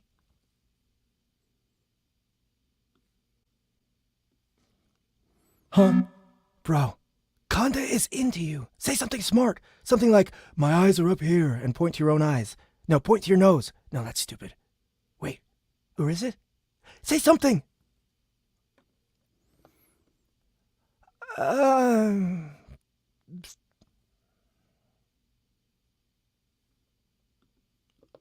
Alistair started. Conda! Neela said. Hello? Conda pouted playfully. I know. All right, Alistair, Juniper. Juno. Juno, huh? Melissa always calls you Junie. That's because she's a...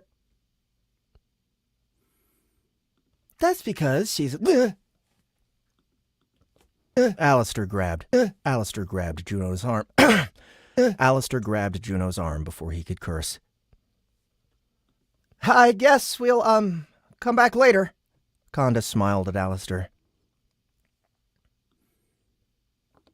Sure. Come back after your second trial. The two boys left. As soon as they were around the corner, Juno pushed Alistair playfully. Yo! Conda was eyes... Yo! Conda was eyes all over you. I thought she was checking me out, but damn!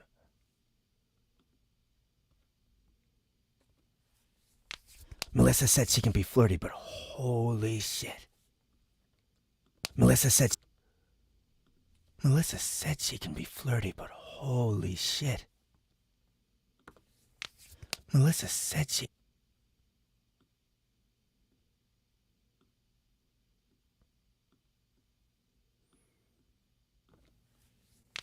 Melissa said she can be flirty, but holy shit. Juno cracked his knuckles. Juno cracked his knuckles.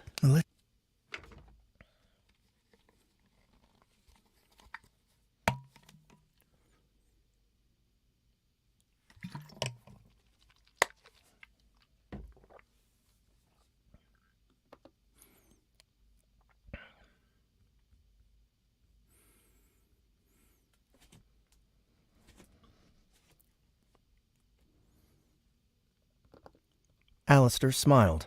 They're really your sister's friends? I don't know when Neela dyed her hair blue.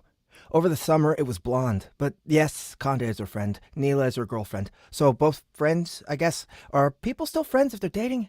I think so. Any fucking way. Let's get back to the dorm and mess with your status stone. You think it will be there? I'm sure of it. If not, we'll break into someone else's dorm and steal theirs. Yet again, Alistair found himself smiling at his roommate. Juno was over the top, and they were very different people, but his enthusiasm was contagious. Juno was over the top, and they were very different people, but his enthusiasm was contagious.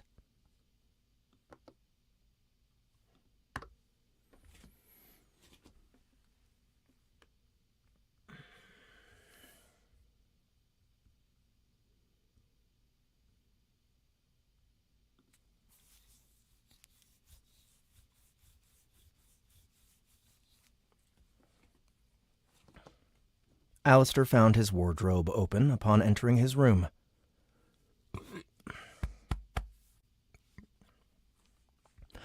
Alistair found his wardrobe open upon entering his room. Like the others he'd seen on campus, including the women,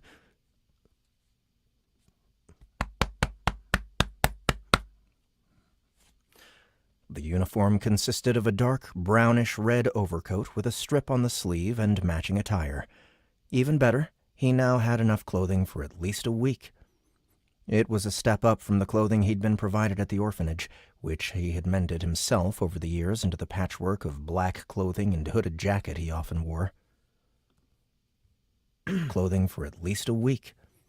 It was a step up from the clothing he'd been provided at the orphanage, which he had mended himself over the years into the It was a step up from the clothing he'd been provided at the orphanage, which he had mended himself over the years into the patchwork of black clothing and hooded jacket he often wore. That's what Humboldt was talking about. Juno pointed to a wooden box on Alistair's desk. Your status stone. Don't lose it. They're expensive. I wouldn't have any money to buy one anyway.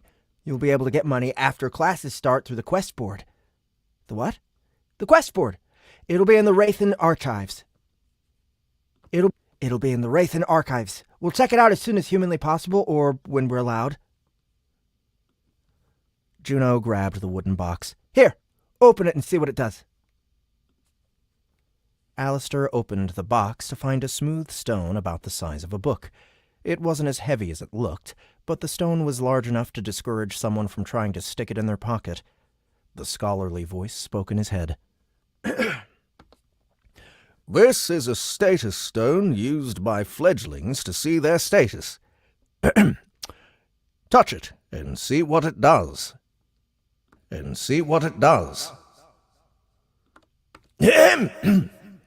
You have reached the resonance rooms. This is a This is a status stone used by fledglings to see their status. Touch it and see what it does.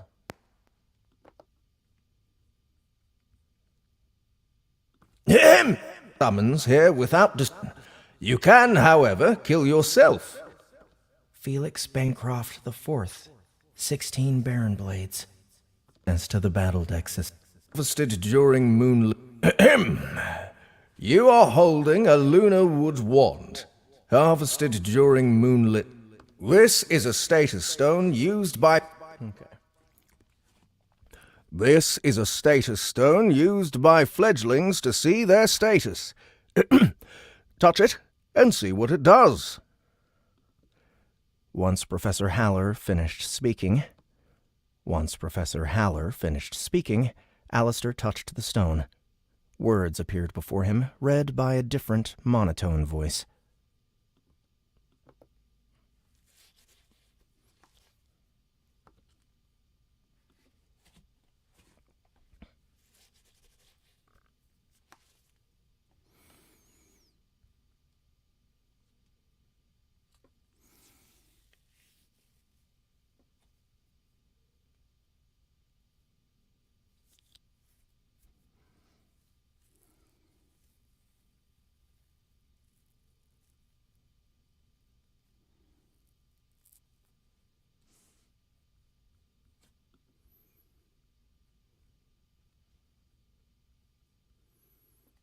Let's see. Let me find this monotone voice. You have been given...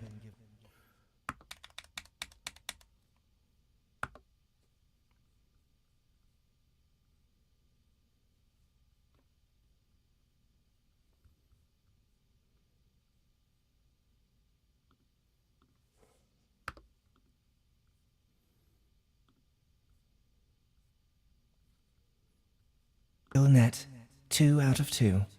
Mystic Lure, 5.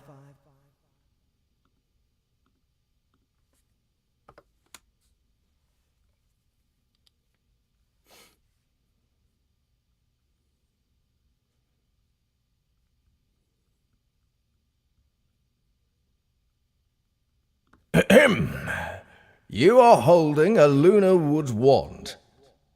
Kang, Grimson, Hilda, Vega, Vengeance, Protogel Slime. The system also tells me where the sanctuary zone is. There's one not far from here. Juno. Where'd it go? Here it is.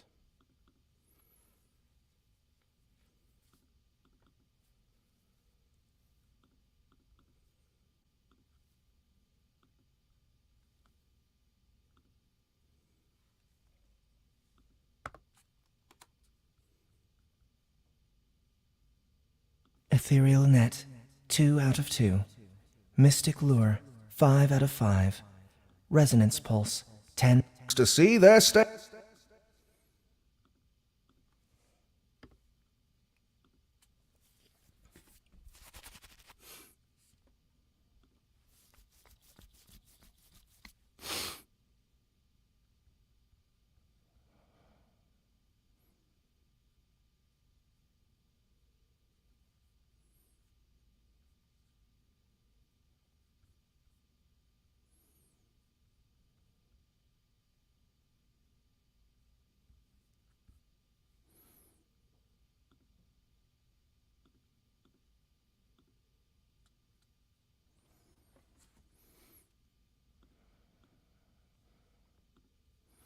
All right, let's see here. Where are we at? Where are we at?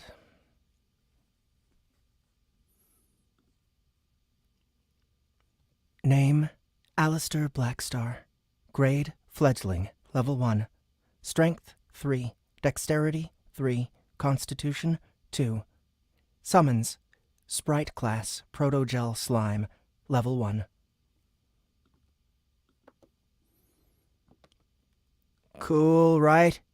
Alistair looked up at Juno. You said you were playing around with it. What's there to play around with?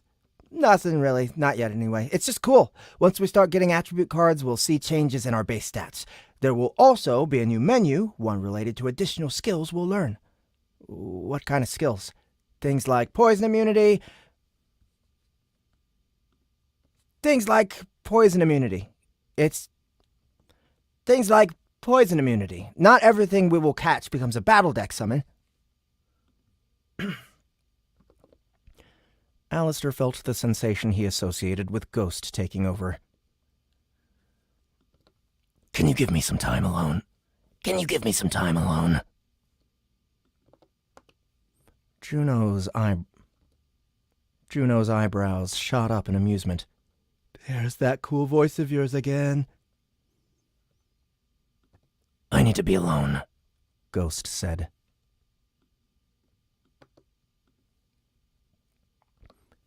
Sure. I'll just knock on your door later when it's dinner time. I don't need dinner tonight. I have food. Ghost reached into the pocket of his overcoat and pulled out the napkin with pastries Alistair had stashed earlier. Are you sure? I'm sure. I'll knock anyway. I might not answer. I'm sure. I might not answer. That voice shit is wild. But hey, maybe don't do that in front of the ladies. At least at a party. The smile on Juno's face faded as he took in the darkly somber look Alistair was giving him. Juno waved and left the room.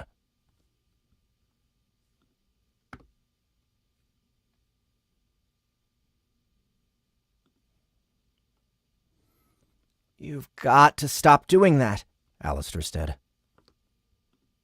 Alistair said, finally able to speak again. Doing what? He doesn't suspect what we are.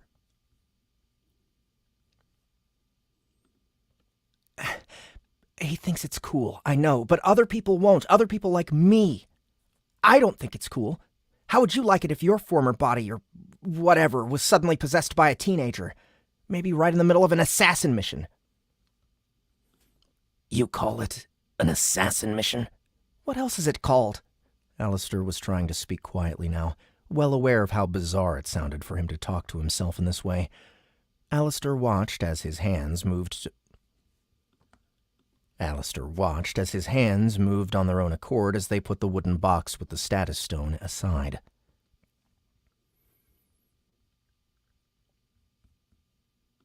You call it an assassin mission? What else is it called? Alistair was trying to That doesn't matter. I need to try something. Why don't you want to go to dinner tonight? Because I need to try something, and I don't know how long it will take. Time operates differently there. Besides, you have food, and you ate more than you needed earlier.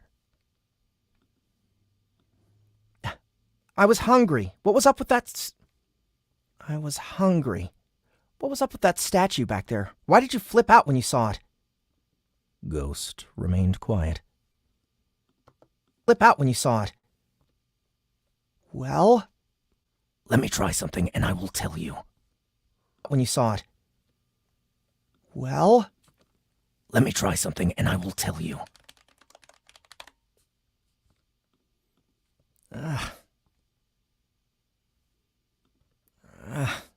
What are you going to try? Relax.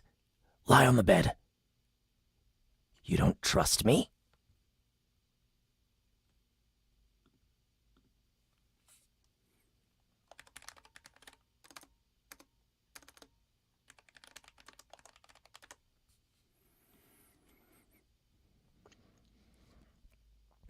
Of course I...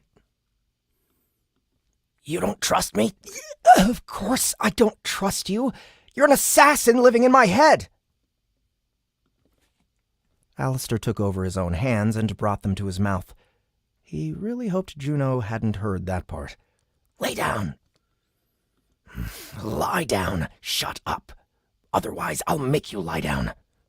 Alistair felt like protesting, but decided against it and laid down. Good. I don't know what this is going to feel like, but I don't think it will hurt. Alistair tensed, and as he did, he felt as if he'd fallen into a deep hole. The world rushed past him, replaced by an inky blackness that soon morphed to a vibrant purple before setting into a multi-hued scene he could never have imagined.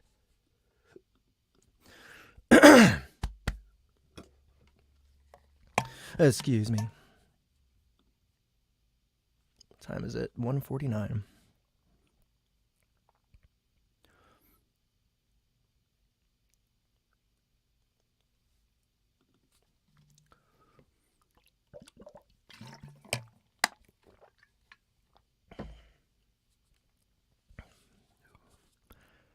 Alistair now stood beside a small pond filled with dark water, a vast, empty expanse beyond.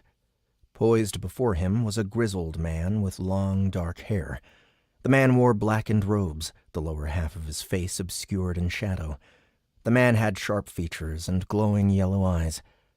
Alistair looked from his face to the sword sheathed at his waist. Okay, I gotta mark this for ambience.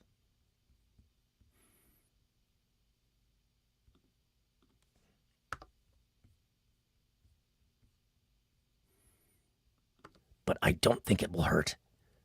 Alistair tensed, and as he did, he felt as if he'd fallen into a deep hole.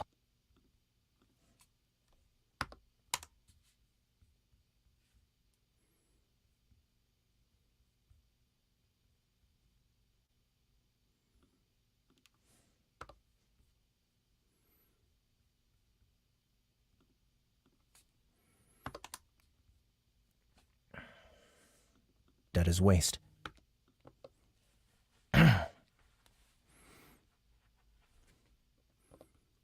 It's you. Alistair had never seen someone like Ghost before.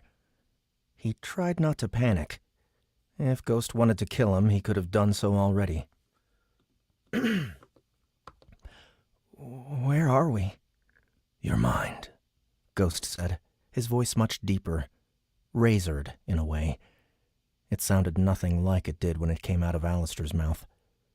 It's so empty here. A wry grin spread across Ghost's face. That says more about you than it does me. How did you bring me here? I don't understand the mechanics of any of this. I don't understand the mechanics of any of this. When I want to take your body, I move into the water. Ghost gestured to the pond, the water without a ripple.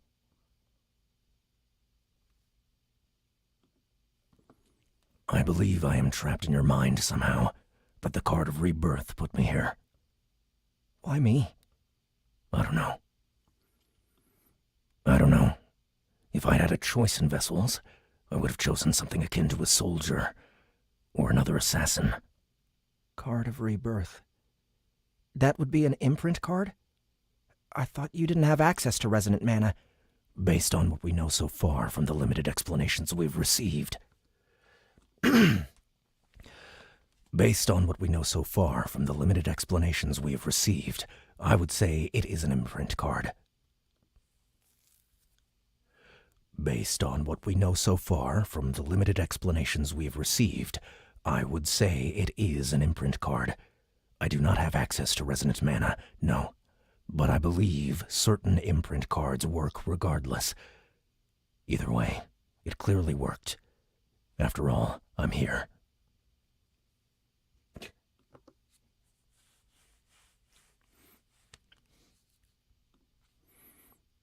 RPS code, I don't know shit about Fortnite.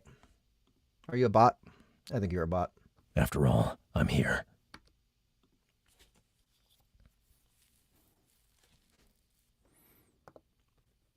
In my head. In your head. In your head. In your head. Alistair's hands still tingled to some degree. He didn't know what to make of any of this, but at least he could jump into the water and return to his body. Or so he hoped. How did you get a card of rebirth? That brings us to the Professor Elias Dreadwell. That brings us to Professor Elias Dreadwell, the statue. Alistair didn't like how Ghost kept referring to them in the plural. but he didn't say anything. About 10 years ago, I was tasked with handing a mark on this... About 10 years ago, I was tasked with handling a mark on this very campus, a man named Professor Dreadwell. Dreadwell was corrupt, and I was hired by the Crown to deal with him. Alistair had so many questions. He went with the first one on his mind. The Crown hires assassins? How do you think the Crown maintains absolute power? The Dawncrest Kingdom isn't a shining city on a hill. Usually, the upper echelon of the Unknown Souls get these kinds of assignments, people like Kang and Hilda. But I was available, and they figured it would be a good challenge for me. A challenge? Yes. While many maintain lives of comfort, there is an underbelly here that can only exist in a place with more gold than sense. While many maintain lives of comfort, there is an underbelly here that can only exist in a place with more...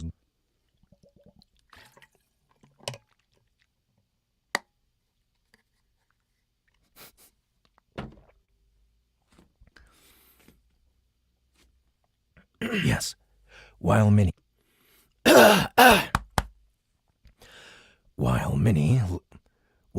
maintain lives of comfort, there is an underbelly here that can only exist in a place with more gold than sense. The Dracolich Empire recognizes that, and they've been trying for some time to get a better understanding of the magic wielded here. Dreadwell was in the process of selling these secrets to the Dracoliches. He was trying to sell them? Alistair didn't know much about the Dracolich Empire, but he knew they were the enemy. That was the ultimate role of Battledeck mages and That was the ultimate role of Battledeck mages and invokers. Once they graduated, and if they didn't go to the mastery school, Battledeck mages would be deployed across the kingdom to deal with Dracoliches and monsters, often as attachments to border patrols. And he was planning to open an academy there. When I came to him, Dreadwell already had his things packed. He hit me with a spell that temporarily blinded me, causing me to drop my sword. He'd scrambled for something, and I lunged for him with a hidden dagger I kept in my boot. I got the job done.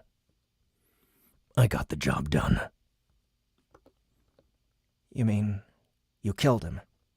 You catch on quick. After I did the deed, I sat back and waited for my vision to return. It took a few minutes until I was able to see again.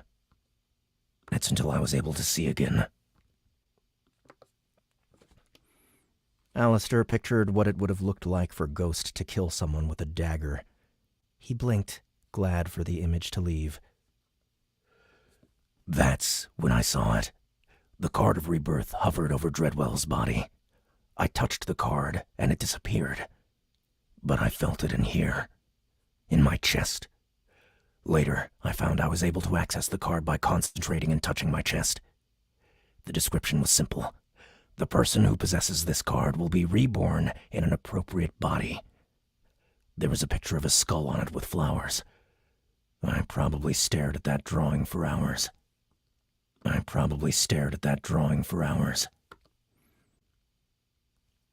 Sometimes I take reading requests, but not on this show. Deep RPS Code asked me, do you take reading requests at all? When I do Soundbooth Theater live on our YouTube channel.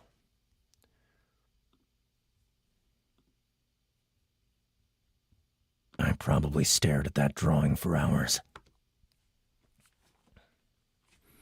And you were killed. You haven't told me about that. But before you do... Alistair, who had been staring down at the ground, finally looked up at Ghost. Someone else has the card now. That's how it works, right? Yes. Likely Kang, the leader of the Unknown Souls. At least that makes the most sense to me. It also means that Dreadwell was reborn if he had the card before you. Likely so. But that would have been 10 years ago. Why isn't he on your list? Not a bad question. He probably should be. The wry grin on Ghost's face turned to a full-fledged smile. I like your thinking style. To be honest with you, I haven't thought of Dreadwell in years. He could have been the one that ordered my murder so he could retrieve the card. You said these 5 assassins were there, the ones on the list. Was there anyone else? Just the waitstaff. There was something else, though. What? Lich masks. I believe that is how they killed me. What's that? What do you know about the Dracolich Empire? They're bad? Bad is an understatement. It's far more nuanced. Bad is an understatement. It's far more nuanced. Fuck. Bad is an understatement. It's far more nuanced than that. Dracolich is an empire that has Dracolich is an empire that was originally run by liches. Battledeck mages use powers given to them by summons, powers they store in cards. Dracoliches aren't able to do this, or they've never been able to master it. What they've done instead is learn how to use resonance crafters to create magical objects. There are similar things here.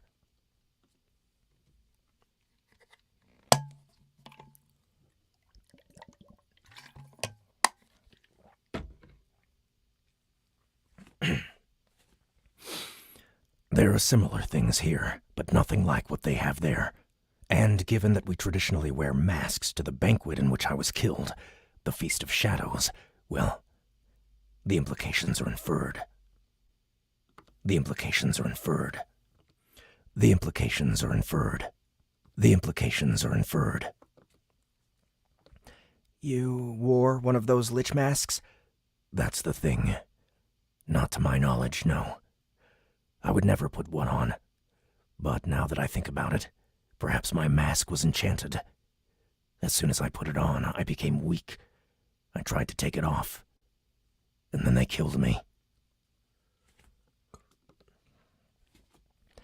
How would they access your mask? You seem careful. I am, but...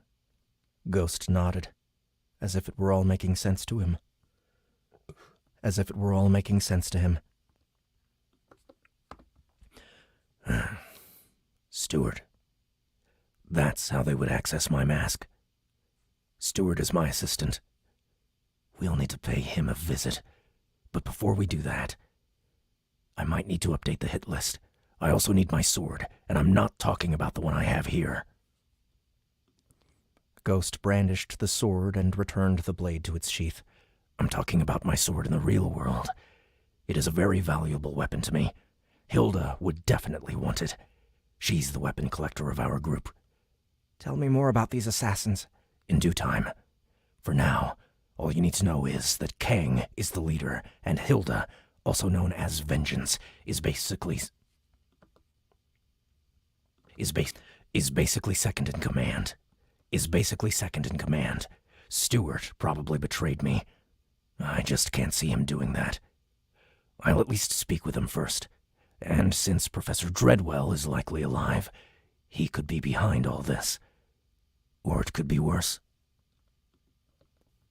Worse? If Kang was able to get lich masks, it means he's in communication with either a traitor from the Dracolich Empire, or worse. Do the unknown souls take contracts with them? Absolutely not. Absolutely not. At least with my vote, they didn't. It had to be a unanimous vote to take contracts from the enemy kingdom. I was the only one that voted against it. I think Goran wavered as well, but he ultimately voted for it. Maybe that's why they killed you. Maybe. Or it could be for the card, from this professor. Also possible. Or something related to the Dracolich Empire. Also a possibility.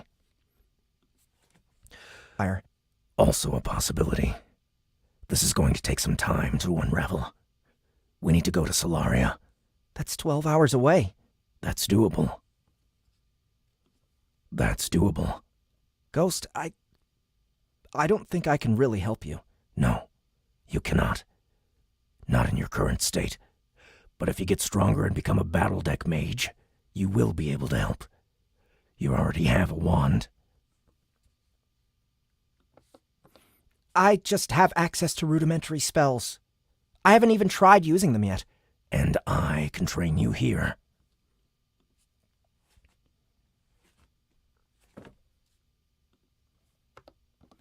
And I can train you here. I can also take over your body if need be. I don't know if I want... This could definitely work. We need money. What did Juno say about quests? As soon as we can take quests, let's do that. The best paying ones, even if they seem impossible. Together we can't be stopped. I'm sure of it. Together? Alistair turned to the water. There was a hint of his reflection there. Ghost approached, his eyes glowing gold in his reflection. It gave him the creeps. I know you aren't a killer, Alistair, and I don't intend to make you one. That will be on me. But it's still my body. This might be something bigger than either of us expected. It might be a new advance from the Dracolich Empire. But we won't know until we speak to Stuart.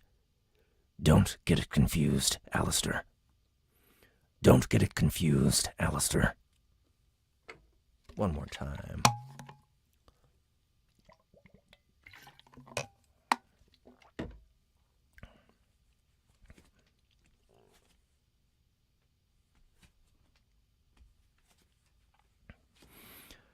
Don't get it confused, Alistair.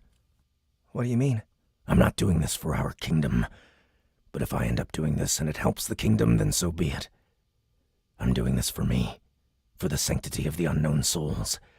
Yes, they are a guild of assassins, but if assassins don't have a code, then it's safe to say that we're all doomed. Alistair squinted at the assassin as he tried to make sense of his reasoning. Ghost pointed to the dark pond. I think we're done here for now. Jump into the water and see what happens.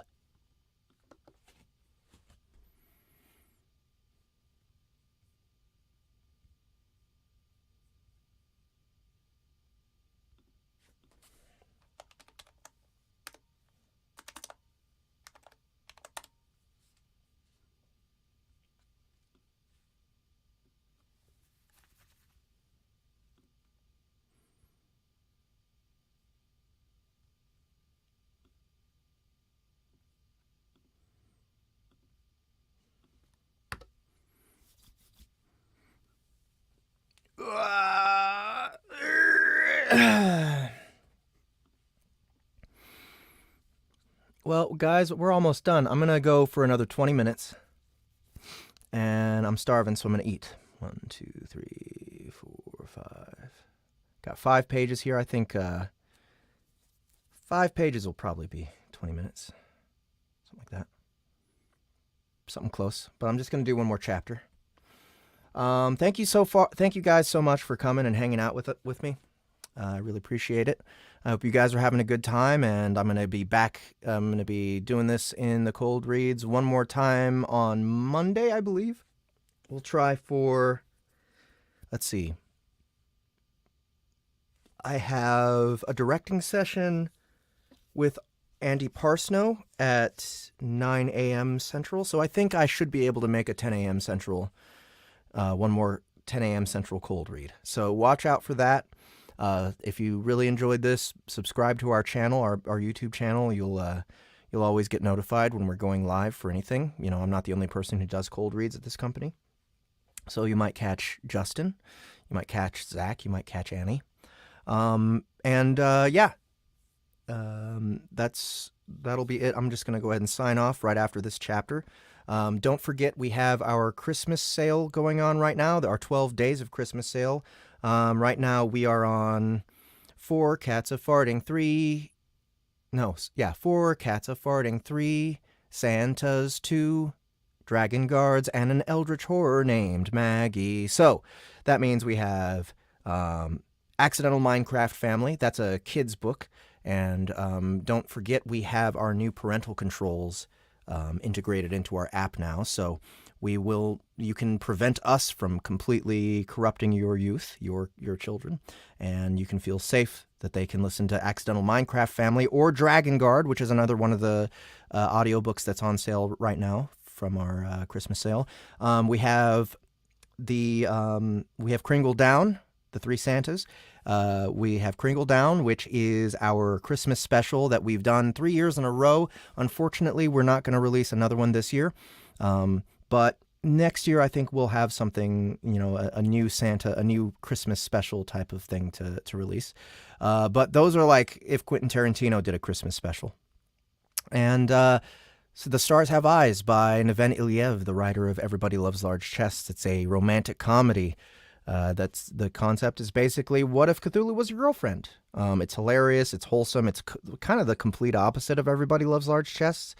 And it's kind of amazing how Neven shows his range with this series. So that's a full cinematic series. That's just $12.50 in the sale right now when you take 50% off. So be sure to check out our store. Check out our merch store where we have t-shirts, we have narration socks, and we have our books on tape. And then, search all the rest of the links here in the description below. If you really like this story, you can go read it on Royal Road, where Harmon Cooper has been publishing it. He's going to be publishing a chapter a day from now on. But I think there's 13 or 14 chapters up by now. So anyway, you guys are awesome. Thanks again. And here goes Chapter 9. Chapter 9. Raven to Solaria. Ghost watched the pond until he was certain Alistair was asleep. Their conversation hadn't taken long, and Alistair was able to join the other boy for dinner.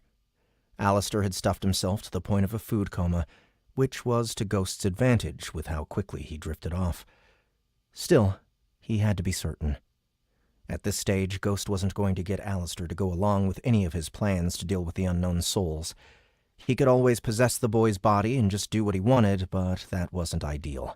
If Alistair was going to be of any use to Ghost and his cause, the boy would need to learn more about resonant mana and be able to use summons and imprint cards. Alistair would also need to better understand what they were up against.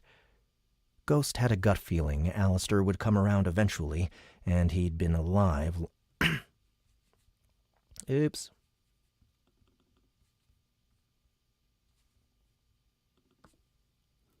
Ghost had a gut feeling Alistair would come around eventually, and he'd been alive long enough to trust his gut. He just needed more evidence. Time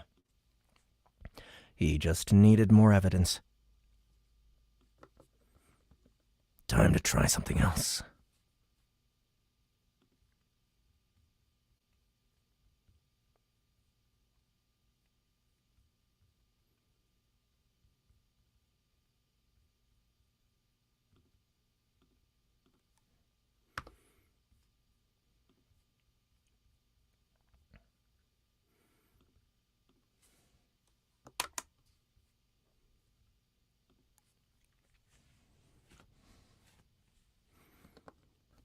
Ghost reached his hands into the pitch-black water. He found Alistair's shoulders and pulled the boy up to the shore.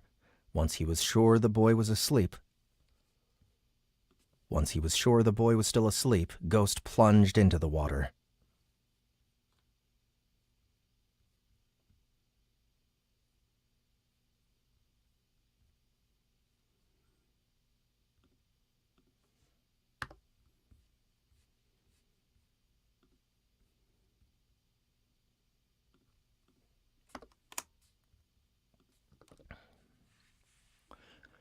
Ghost awoke in Alistair's body with a gasp, his immediate thought being that he'd eaten too much. He could physically feel the food in Alistair's stomach as he got to his feet.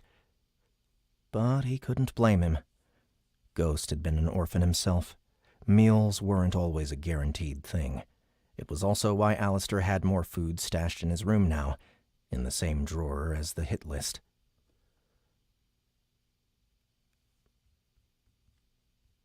Sure the boy was still asleep, Ghost plunged into the water. Ghost awoke in Alistair's body with a gasp. Ghost reached his hands into the pitch-black water.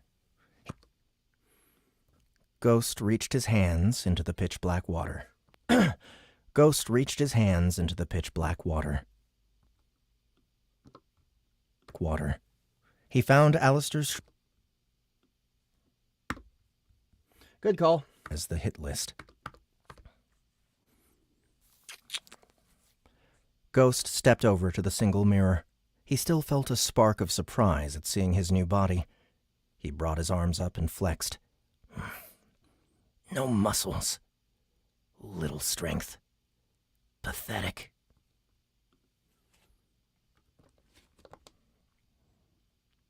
Ghost skipped the Academy's recognizable overcoat and went for Alistair's old jacket, mainly because it had a hood.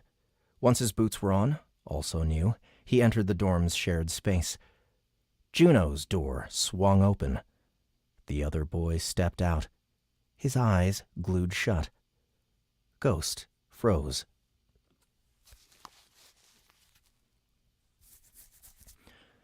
Juno sleepwalked into the living room and stopped just a few feet away from him.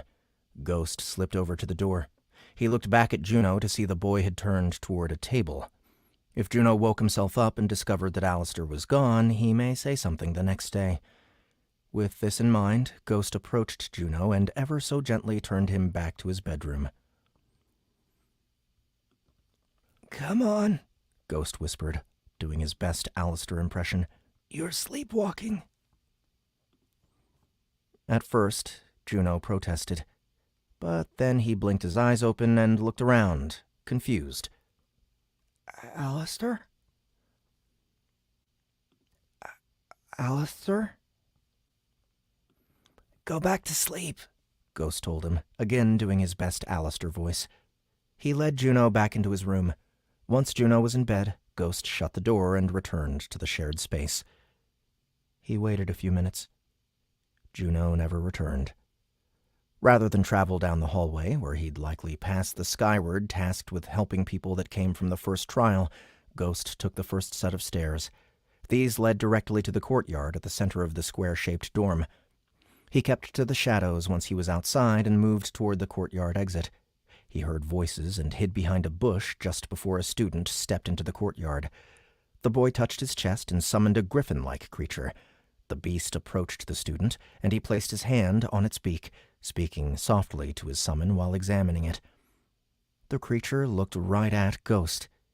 It kept staring at him, but the boy turned its beak back to him every time. Eventually, the boy touched his chest, and the summon returned. This was what made Battledeck mages and invokers so hard to kill. If they were able to access their summons, it was all over. For this reason, Ghost had only ever taken one of these types. For this reason, Ghost had only ever taken one of these types as a mark. Professor Dreadwell. There were some strategies that worked, the best being ambushing them or killing the mages in their sleep. Another way to handle one would be to gain their trust, but that kind of work took time. Lots of time. While patient, Ghost didn't have the kind of patience it took to deal with such contracts. While patient, Ghost didn't have the kind of patience it took to deal with such...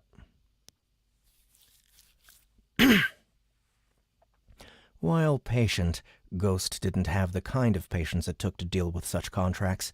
He usually let the others take them, assassins like Senka, who had the patience of a praying mantis. Who had the patience of a praying mantis. While not as patient as he would have liked, Ghost was observant, and while Alistair had walked around campus with Juno, Ghost had been noting the exits. The Lumina Battledeck Academy was surrounded by high walls, and the exits he'd seen were protected by large gates. In his former body, Ghost would have been able to scale to the top of one of these walls, but that wasn't going to happen now that he was in possession of Alistair's body. Ghost had gotten lucky earlier after Alistair's meal with Juno. The two left the dining hall through a back door, where Ghost spotted wagons delivering food. This was where he planned to exit now. Keeping to the shadows and very well aware that summons could be patrolling the grounds, Ghost reached the dining hall. Peeking around the side, he confirmed the staff was still bringing in food in Peeking around the side, he confirmed the staff was still bringing in food in preparation for the coming semester. He kept clear of the workers and was able to reach the road beyond. Ghost had walked this very road before, 10 years ago, when he'd visited the academy to kill Professor Dreadwell. There were ravens available at a tavern on the outskirts of the academy, where professors and older students often went for drinks. A raven would allow Ghost to contact Stuart, his former assistant. From there, he'd know more. Ghost occasionally stopped when his stomach rumbled. He burped and grimaced at the way the food was making him feel.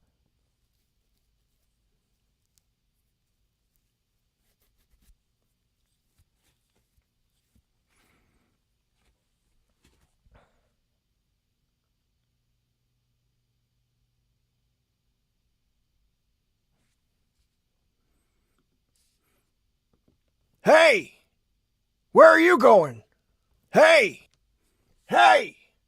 Where are you going? Hey! Where are you going? A voice called out. Ghost looked to a narrow lane where an older man was seated. The man lifted a lantern, his face partially illuminated. Ghost tensed. Academy is that way, the man said, whom Ghost assumed was some sort of groundskeeper based on the rakes. The man said, whom Ghost assumed was some sort of groundskeeper based on the rakes that leaned up against a tree. Ghost cleared his throat. He thought about trying his poor attempt at Alistair. Ghost cleared his throat. He thought about trying his poor attempt at Alistair's voice again, but just went with his own, which still sounded funny to him. I'm going for a drink. Are you old enough? I'm going for a drink. Are you old enough? For a drink. Are you old enough? Classes start soon.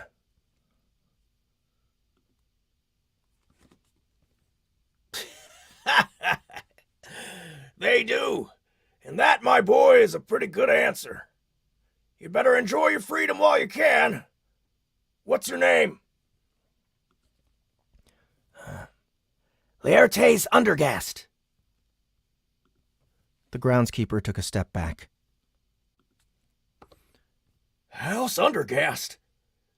Are you going to meet your brother? He's there?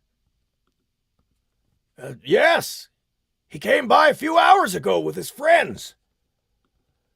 Then I will have to say hello.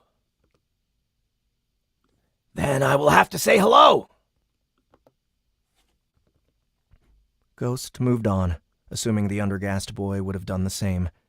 He didn't know how Laertes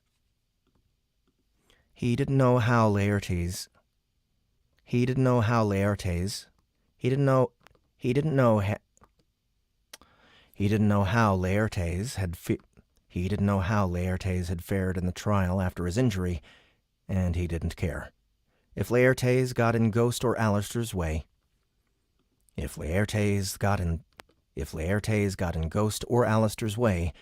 Ghost would handle it. But he would do so smartly. It was clear House Undergast had power here, evident in the way the groundskeeper had straightened up upon hearing the name. After a brisk 15-minute walk, Ghost reached a place called the Quill and Tankard. He stepped inside to find it full of older students. A few looked his way, but people were wrapped in their own conversations to... A few looked his way, but people were too wrapped up in their own conversations to really pay attention to him as he approached the bar. I need to send a raven, he told the barkeep, a younger man with a stubble beard that framed his face. The barkeep looked up from the drink he'd just poured. Raven? To who, kid? Stuart Arneman, Solaria. District? District Fortune. Who's covering? The barkeep handed off the pint. Him. He sure about that?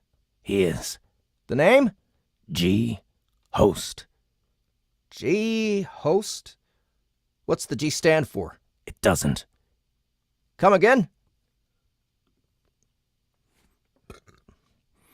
The barkeep leaned closer to Ghost, the man now with a scrap of paper in hand to note the message. G. Host is the name of the sender. That's all that matters. G. Host. Sender. And the message? Meet me here 2 days from now. 2 days from now. G. Host. Sender. The Quill and Tankard, Stuart Arneman, District Fortune. That it?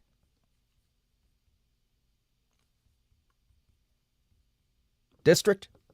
Stuart Arneman. A raven? To who, kid? District? He sure about that? That it?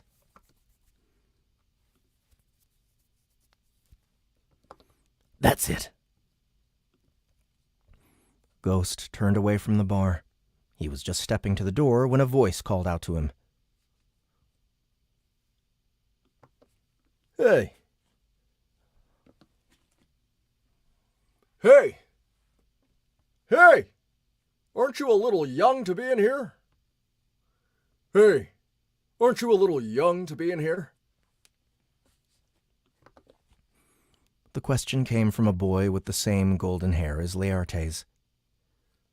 The question came from a boy with the same golden hair as Laertes.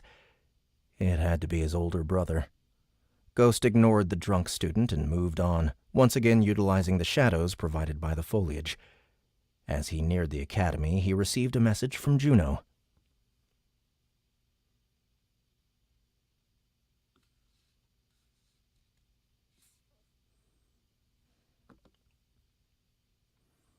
Huh?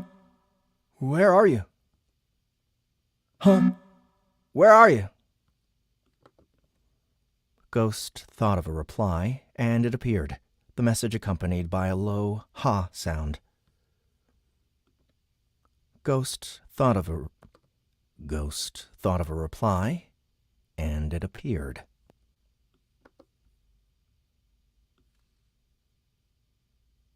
Huh.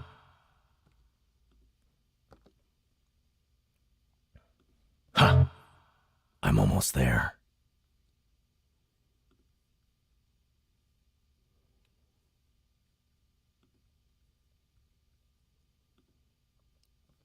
He stopped at seeing his name and the system. That wasn't at all what he expected.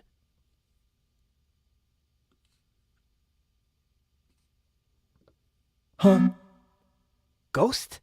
Who's Ghost? Hello? Alistair, is that you?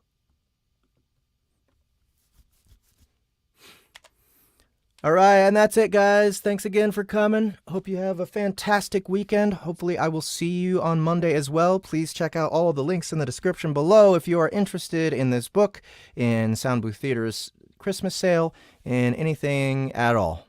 There's plenty of things down here in the description below for you to check out. And yeah, later.